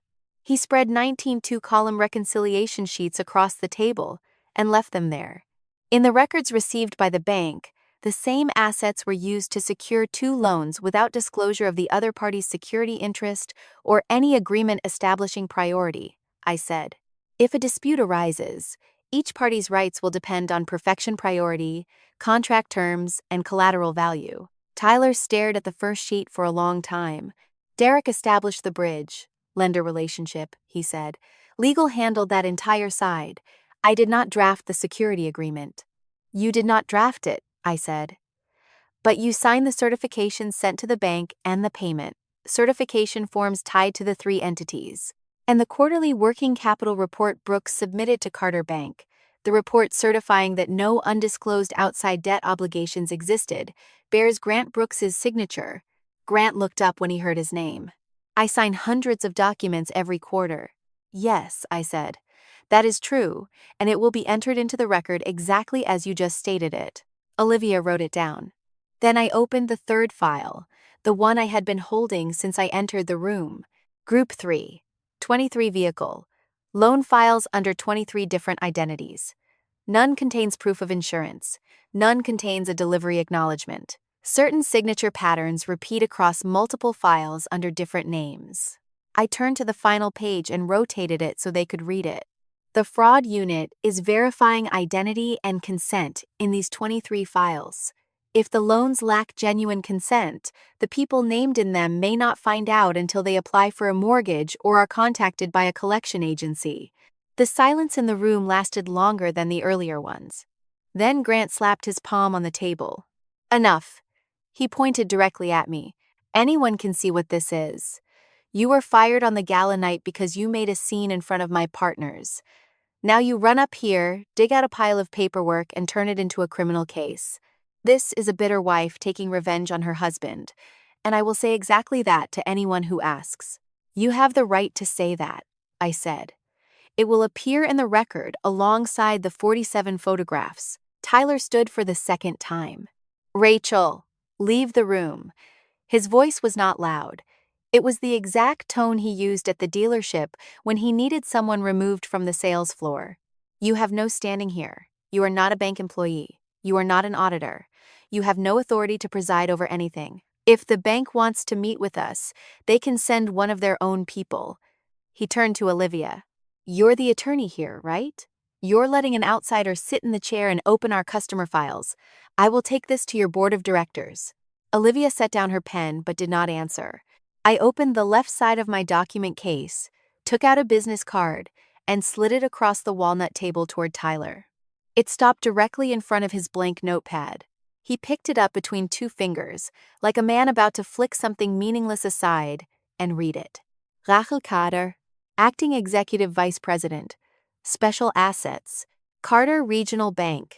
He read it the first time in about 2 seconds. Then he read it again, much more slowly.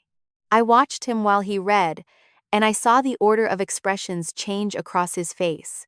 First confusion, because the last name on the card was not the one he expected. Then recognition as the pieces connected Carter Regional Bank, Carter Financial Holdings, Samuel Carter, the name at the top of every floor plan agreement he had signed for 11 years. He looked up at me and could not speak. Grant snatched the card from his son's hand. He read it, and I watched the color drain from his face very quickly. Carter, he said. Yes. Samuel Carter.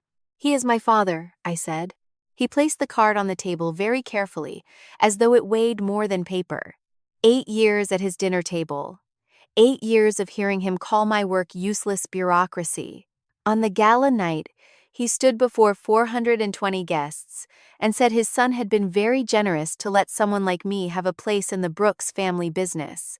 In all those 8 years, he had never once asked where I grew up. You hid this, Grant said. I didn't hide it. I joined Brooks Motor Group with a resume bearing the Carter name and dealership risk experience. No one asked. After I married, I used Brooks on internal documents. Why? It was the right question. And I answered honestly because I knew my answer was being recorded. Because I wanted to know what I could accomplish when no one knew whose daughter I was. After 8 years, I have my answer. I pulled the file back toward me and sat straighter. Now I am going to state exactly what authority I have and what authority I do not have, because both of you need to know precisely, and because your attorneys will question every line later. Carter Regional Bank is providing a $28.4 million floor plan line, covering 286 Brooks Motor Group vehicles. Each vehicle is collateral for the loan tied to its VIN. On the night of my appointment, I disclosed every conflict of interest to the bank. My marriage to the borrower, my blood relationship to the bank's chairman, and my employment relationship that had just ended at the dealership. Attorney Park prepared that disclosure. It is time-stamped, and it is in the file. As a result, my role is restricted. I do not participate in deliberations or vote on any final credit decision involving Brooks Motor Group. Your $72 million refinancing application will be decided by an independent credit committee made up of 3 board members. None of them has any relationship with the Carter or Brooks families. I do not know how they will decide. Grant frowned, as though trying to determine whether that was a trap or a lifeline. Then what are you doing in that chair? Tyler asked. 3 things, and only 3. I present evidence. I head special assets, but my role in the Brooks file is limited by the conflict disclosure. And within that scope, I protect 2 things: the bank's collateral and the customers named in these files. Tyler looked down at the business card still lying in the middle of the table. You could have told me, he said. 8 years. That was when I realized his question was not about the 47 vehicles or the 23 files. It was about the status he had just discovered he never knew I possessed. Of everything spread across the table, the first thing he focused on was still whose daughter I was. You fired me from the dealership, I said. You cannot fire the bank from its security interest in every vehicle. I opened the next file. Its cover bore only one number: $6,800,000. $6.8 million, Marcus said. These are proceeds from vehicle sales Brooks Motor Group received, but did not remit to the bank on time under the floor plan agreement. He spread out a 3-page reconciliation arranged by month. The mechanism is simple, I said. When a vehicle is sold, the amount corresponding to the balance tied to its VIN must pay down the line within the contractual period. The dealership may not retain or use that money beyond the deadline. This $6.8 million is overdue for floor plan paydown, Marcus said. It has not come back. He opened the second file. Of the $6.8 million, approximately $4.2 million left the dealership's operating account through 3 vendors: Apex Fleet Marketing, Sterling Reconditioning Services, and Blue Ridge Transport Solutions. What do the supporting invoices say? I asked. None is tied to a specific VIN. There is no acceptance report for any service. In other words, I said to Grant, over the last 6 months, your dealership paid $4.2 million on invoices that identify no corresponding vehicle, transport run, or service result. Grant said nothing. Marcus opened the third file, and I let him read because I wanted each amount spoken in an auditor's voice rather than mine.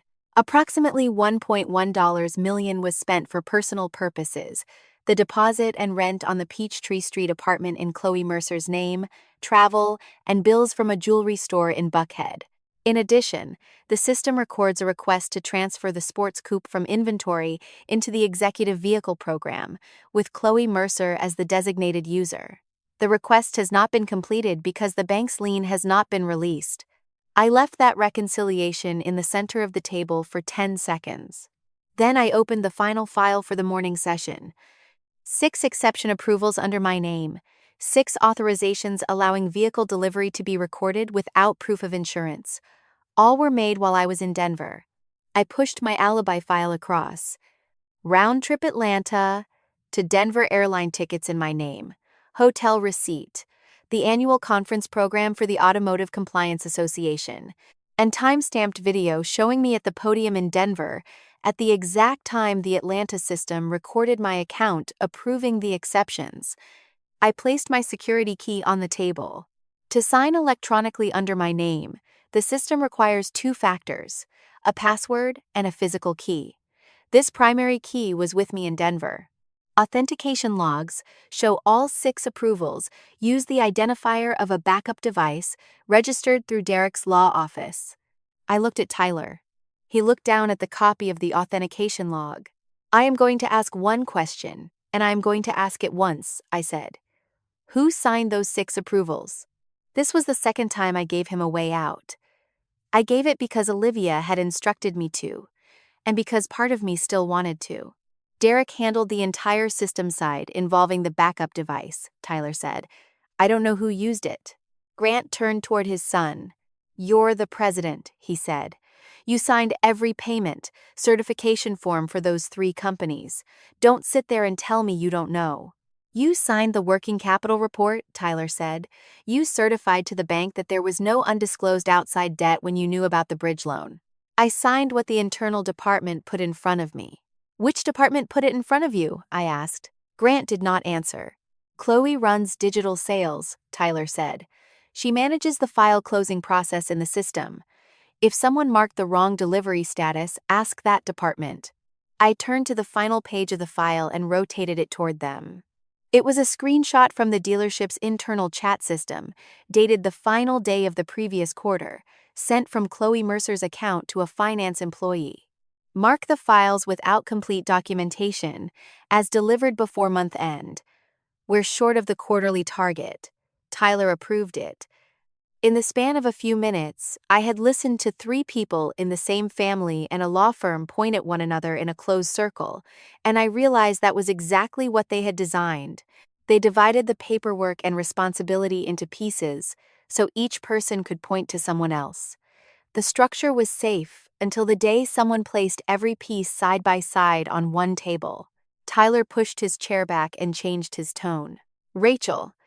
He said my name completely differently than before. We're still married. Legally, as of this morning, nothing has been filed. This can be fixed. I know it can be fixed. 6.8 million, we liquidate assets, inject capital. I'll repay it. Every dollar.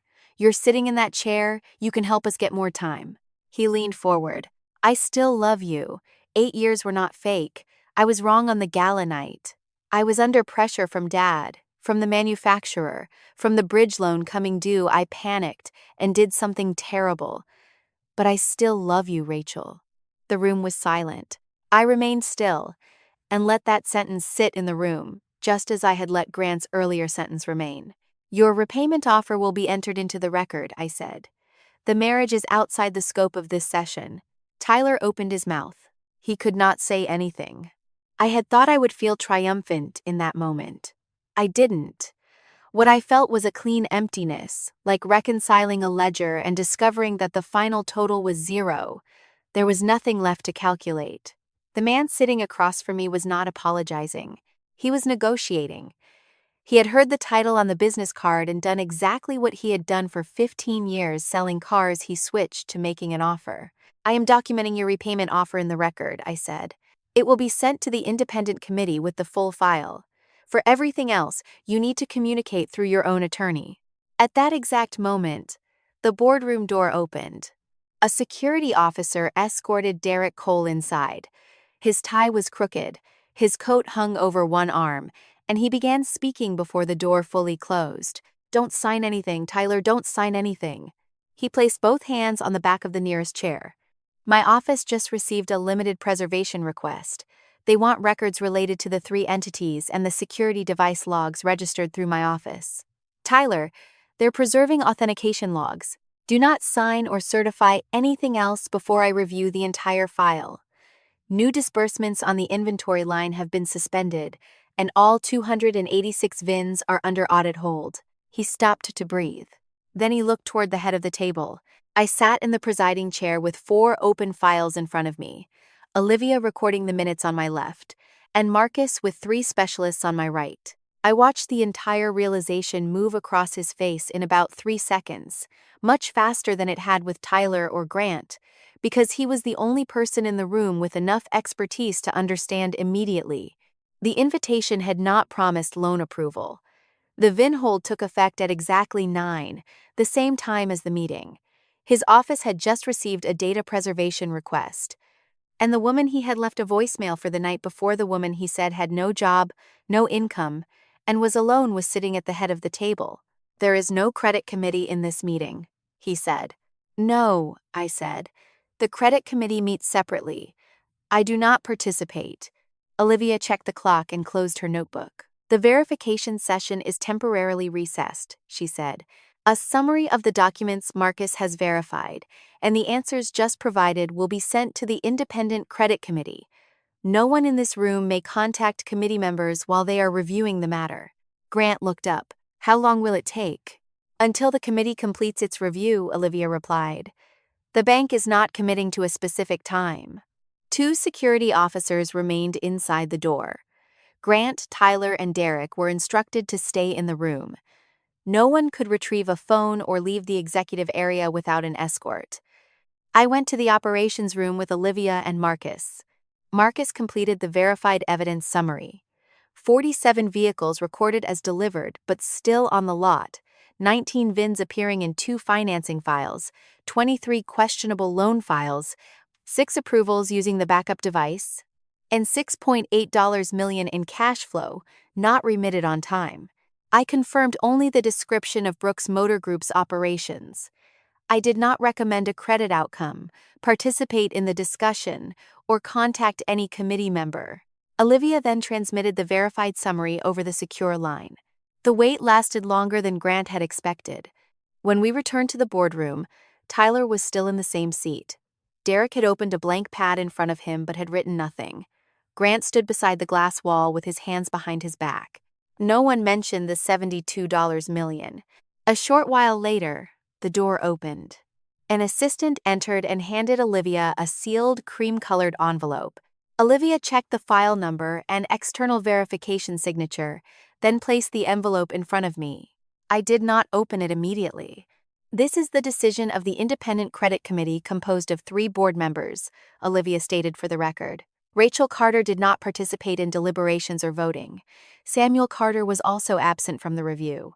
I opened the envelope and read the single page inside once, slowly. It was the conclusion issued after the committee received the verified summary from the session and completed its separate review. I set the page down and looked at the 2 men seated along the long side of the table. "Brooks Motor Group's $72 million refinancing request," I said, "is formally denied."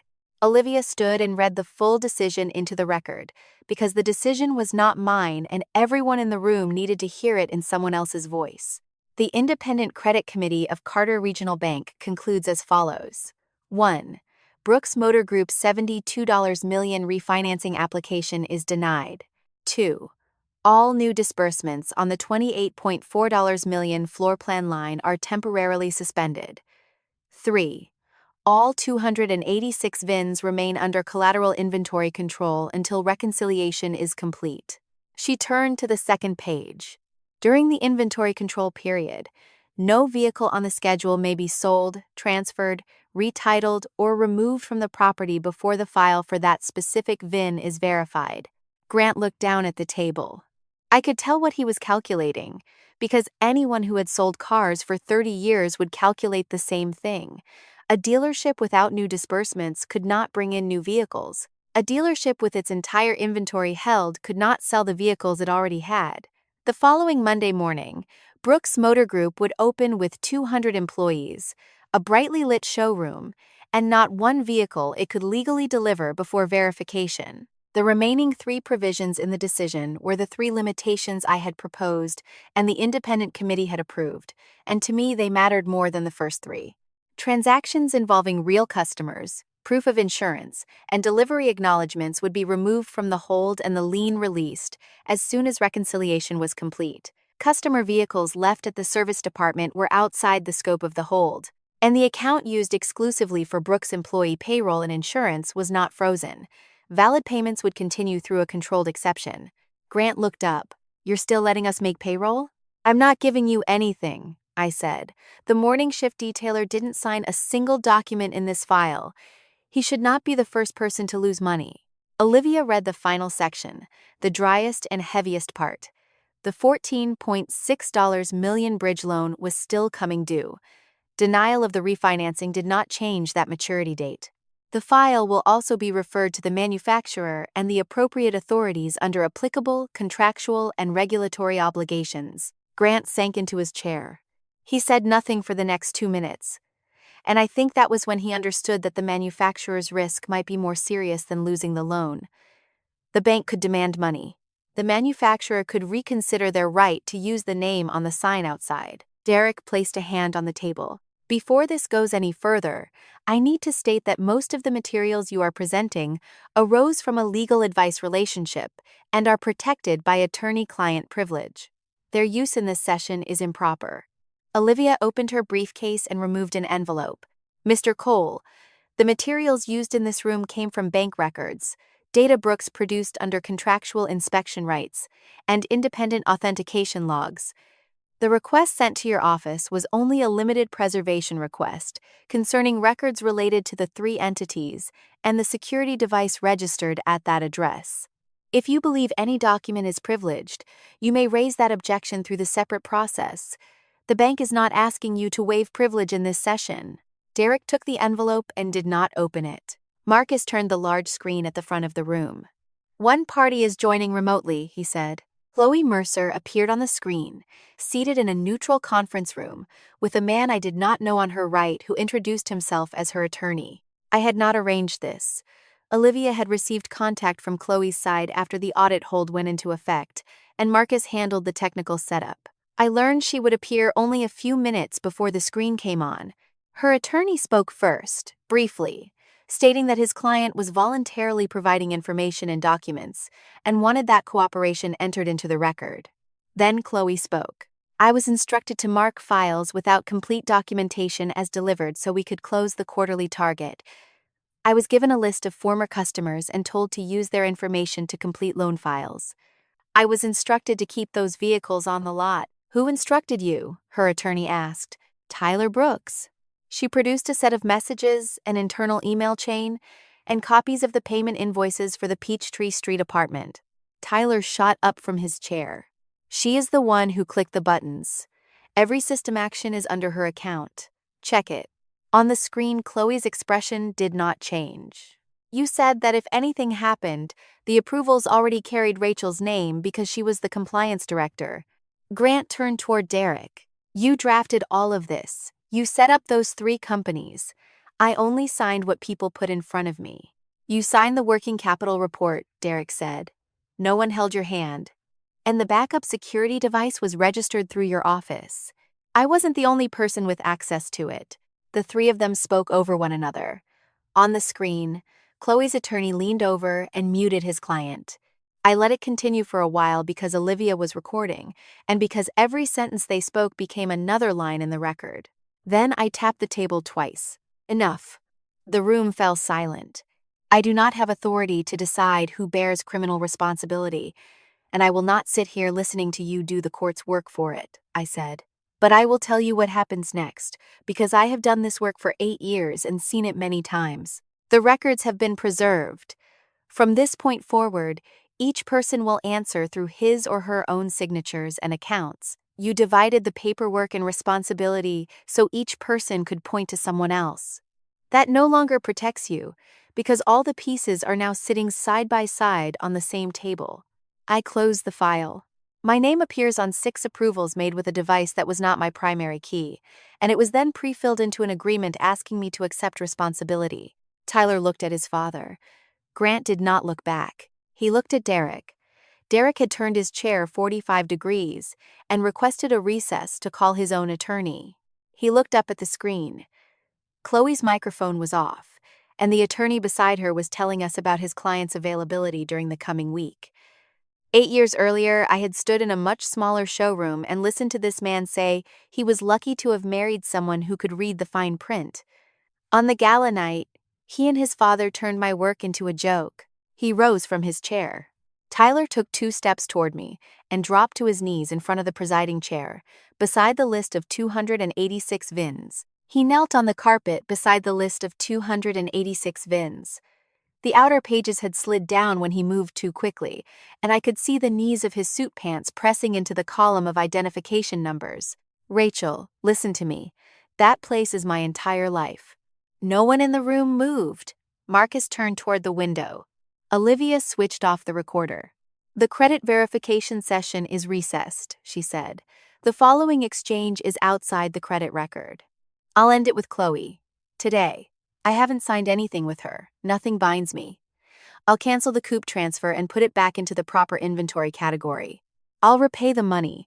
Every dollar liquidate whatever assets can be liquidated, inject capital, do whatever is necessary. And I'll stand in front of every employee, all 200 of them, and tell them I was wrong about you. He spoke quickly without stumbling, and I realized he was selling. It was the structure he always used with difficult customers.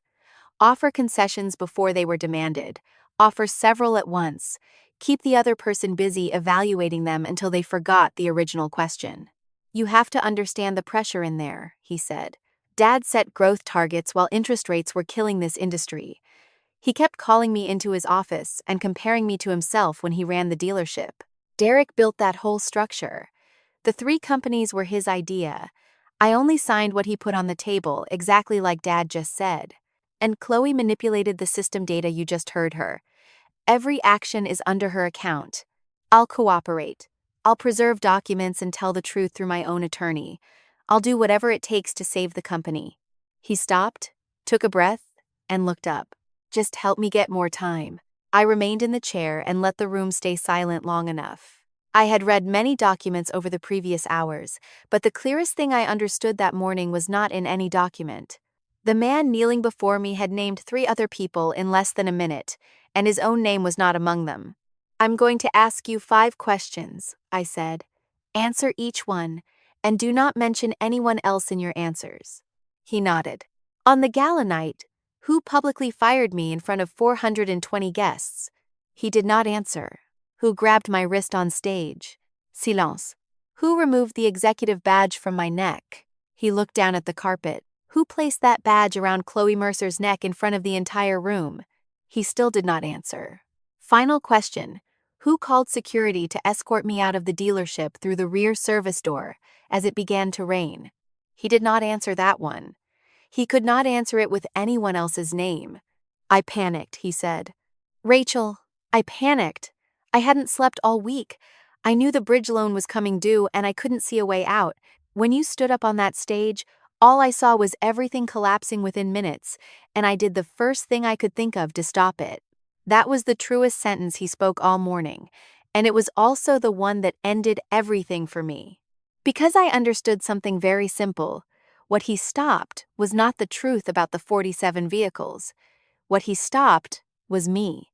And I remembered the order of events. After firing me, he did not call.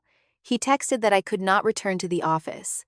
He sent me a screenshot of the warning email he had distributed to the statewide dealership association, with a line saying there would be no place for me in the industry.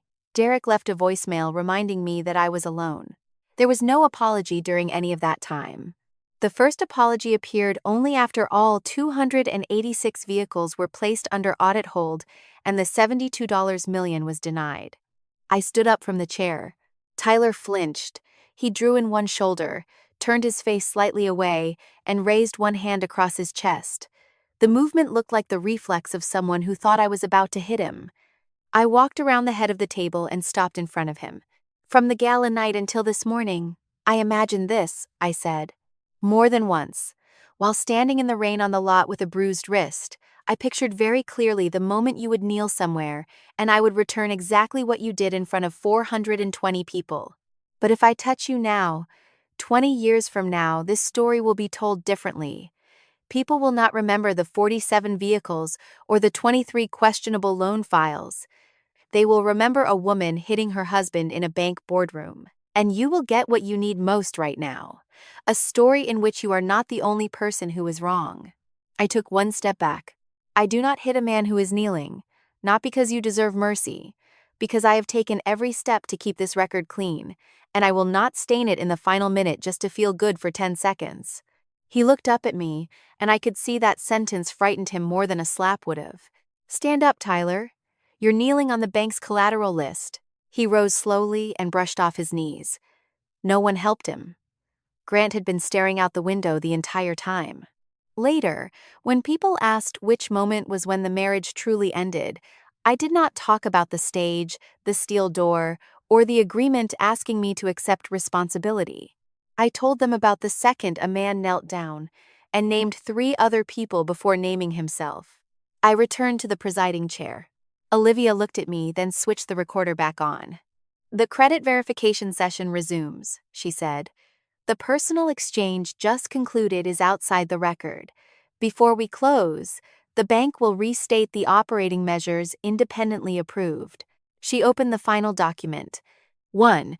The independent inventory firm will continue monitoring all inventory during reconciliation. Brooks Management may not sell, transfer, or relocate any vehicle under audit hold. 2. Verified payroll and benefits payments will continue under the controlled exception. 3. Legitimate customer vehicle purchases will continue to be processed as soon as the corresponding file and VIN are verified. 4. All 286 VINs will remain under audit hold until the inventory is complete. Olivia placed another document beside the order. The request to transfer the sports coupe into the executive vehicle program has not been completed. The vehicle remains in inventory. The bank's lien has not been released, and it remains under audit hold. The Peachtree Street apartment has not been seized. The source of the deposit and rent payments is under legal and fraud review because those expenses were paid from the dealership's operating account. She closed the document. The bank's verification session is concluded. Security will escort you from the executive area. 2 security officers were already standing at the door. They did not touch anyone. They simply stood on either side and maintained the pace, exactly as the dealership's security officers had done with me on the gala night. Grant stood first. He had to brace one hand on the table and needed about 5 seconds to straighten fully. 30 years, a small lot, a landline telephone. He walked out without looking at anyone, including his son. Derek's separate counsel was waiting outside the boardroom. He placed a hand on his client's elbow and quietly told him not to say anything else from that point forward. Derek followed him out. Tyler was the last person left standing. As the door opened, a security officer escorted a process server inside. The man carried a thin blue-covered packet. My independent family law attorney had filed a divorce petition in the appropriate Fulton County court. My medical records and photographs of my wrist were preserved for the case. The process server confirmed Tyler's name and handed him the packet. Tyler looked at it without opening it. "You once offered me $25,000 to take the blame," I said. "Now you can read the consequences created by your own signatures and choices." Tyler opened the blue-covered packet. He read the first page, then turned to the section listing the requested division of property. The petition prepared by my independent family law attorney sought division only of assets the law defined as marital property. I did not ask for transfer of anything that did not belong to me. No Brooks Motor Group shares, no Brooks family real estate, not one vehicle. Tyler looked up. "You're not taking anything?" "I'm not taking your cars," I said. "I never intended to take your cars. Those 47 vehicles are not your personal cars, and they are not mine. They are company assets subject to security interests for unpaid loans." He turned to the final section. The divorce petition did not erase any obligation Tyler had signed with the bank. His signatures on the certifications and payment confirmation forms remained intact in the record. Civil liability and any repayment obligation would be decided by the court or the appropriate authority, not by me. Tyler read to the last page, flipped back to the first, then turned forward again. I watched his hands as he did it. He was not reading to understand. He was searching for a line that would allow him to back out. "I have nothing left," he said. "Do you understand? The entire inventory is being held for audit. The file is about to go to the manufacturer. Every one of my signatures is still there. I have nowhere to go. After you fired me, you sent a message," I said. "You wrote that there would be no place for me in this industry. You attached a screenshot of the email you sent to the statewide dealership association." He said nothing. "You were accurately describing the situation you just stated. You only had the wrong person." The boardroom door opened for the final time that morning. My father entered alone, carrying no files. I guessed he had been standing in the hallway for quite a while. Olivia had looked toward the door twice while Tyler was kneeling before my chair, but my father did not enter. He never asked me about it later either. He did not look at Tyler. He simply walked to the far end of the table and stood there. The two security officers were still waiting at the door. Tyler closed the blue-covered packet and stood. "Rachel." I was organizing the files on the table. "Rachel." He called my name a third time when he was nearly at the door.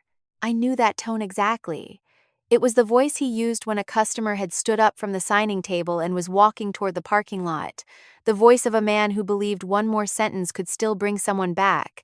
I did not turn around. The two security officers walked on either side of Tyler and escorted him out of the executive area. They did not touch him. They only stood on either side and maintained the pace, exactly as dealership security had done with me on the gala night. I recognized the symmetry immediately and felt no satisfaction at all. The door closed. Only bank personnel and the sound of the air conditioning remained in the room. Olivia switched off the recorder and returned the legal documents to her briefcase. Marcus and the audit team locked the evidence files into storage boxes and left one by one. My father stayed until last. He came to stand beside my chair and looked down at the paper-covered table. 47 photographs, 19 reconciliation sheets, 23 questionable loan files, 3 sets of statements, and in the middle the list of 286 VINs, with a wrinkled corner where Tyler's knee had pressed against it. "You know that tomorrow they will say you destroyed a 30-year-old business?" he said. "I didn't destroy the dealership," I said. "I stopped the people running it from continuing to sell or move unverified assets. When normal vehicle sales resume, people will still be working in the service department, people will still receive their paychecks, and anyone confirmed to have had information used without consent will be notified through the proper process." He placed a hand on my shoulder once, then removed it. Then he walked out, leaving me alone. I had thought I would feel something in that moment. On the gala night, standing in the rain with a bruised wrist, I had imagined that when everything was over, something would burst inside my chest. That is how people tell these stories. They talk about the sweetness of revenge. Nothing burst. What I felt was quiet, like closing a reconciled file and knowing every number matched, with no line left outstanding. 8 years had just closed, and they closed the way they should have, with documents, signatures, dates, and times, not with a slap. I picked up the list of 286 VINs, smoothed the wrinkled corner, and placed it back in the file. 6 months later, on my way to the grand opening of Drive Forward Center, I drove past the property on Roswell Road, and the sign was still there, Brooks Premier Auto Campus.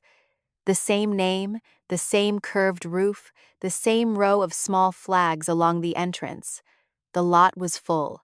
Vehicles were being detailed in the delivery area, and every lift bay in the service department behind it held a car. After a restructuring agreement approved by Brooks shareholders, an independent management team took over daily operations. There were no mass layoffs. The morning shift detailer was still the morning shift detailer.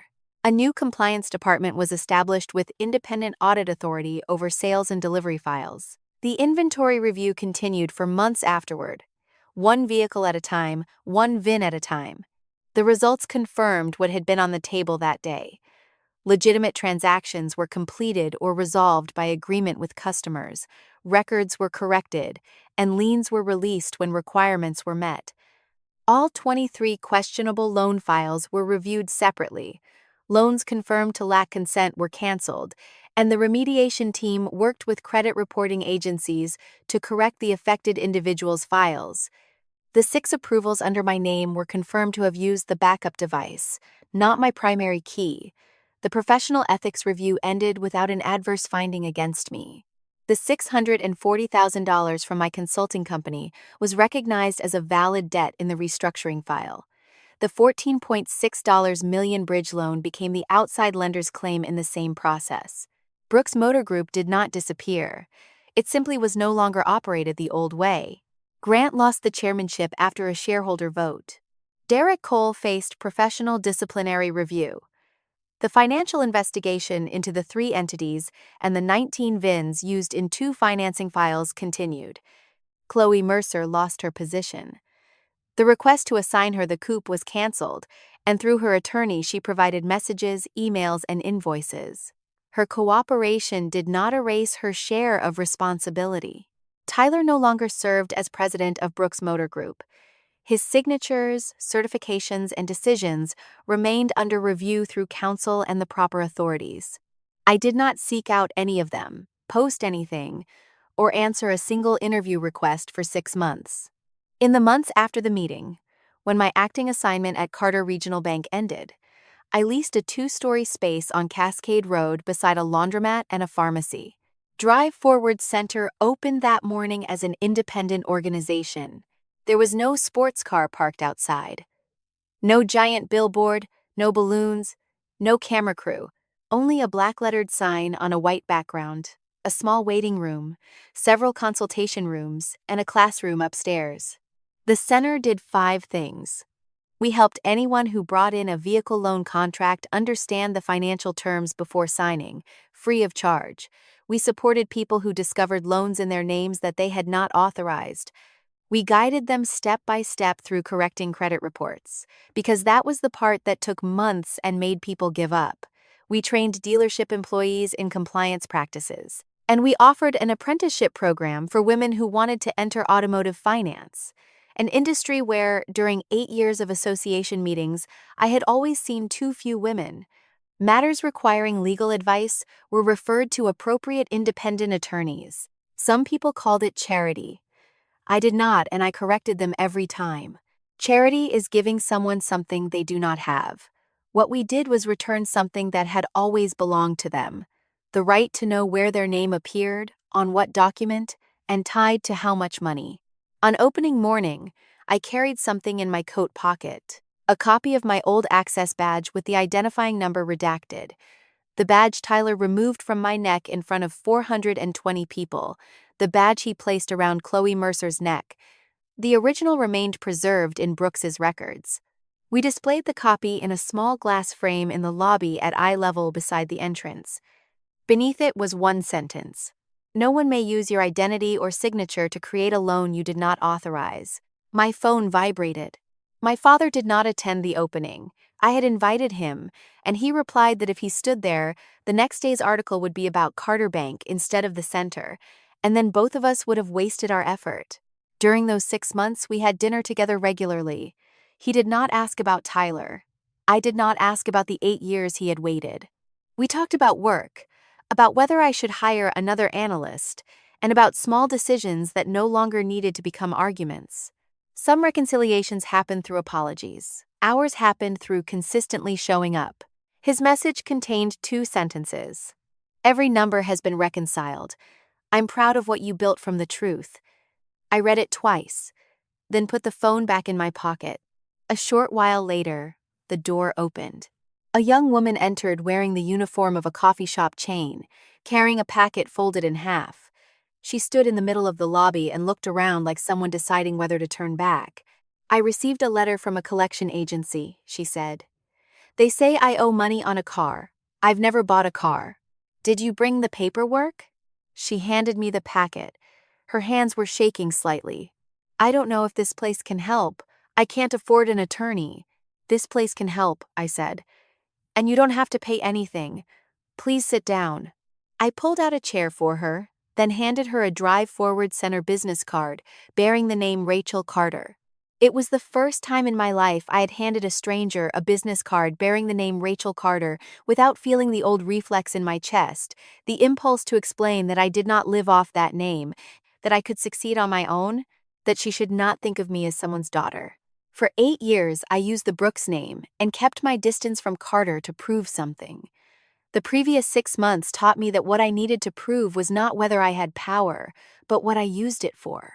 Power does not live in the badge around your neck. It lives in the responsibility for what is signed under your name. I opened the young woman's packet, turned to the page with the signature box, and began to read. Tyler once said I was only the woman who counted keys. He was wrong.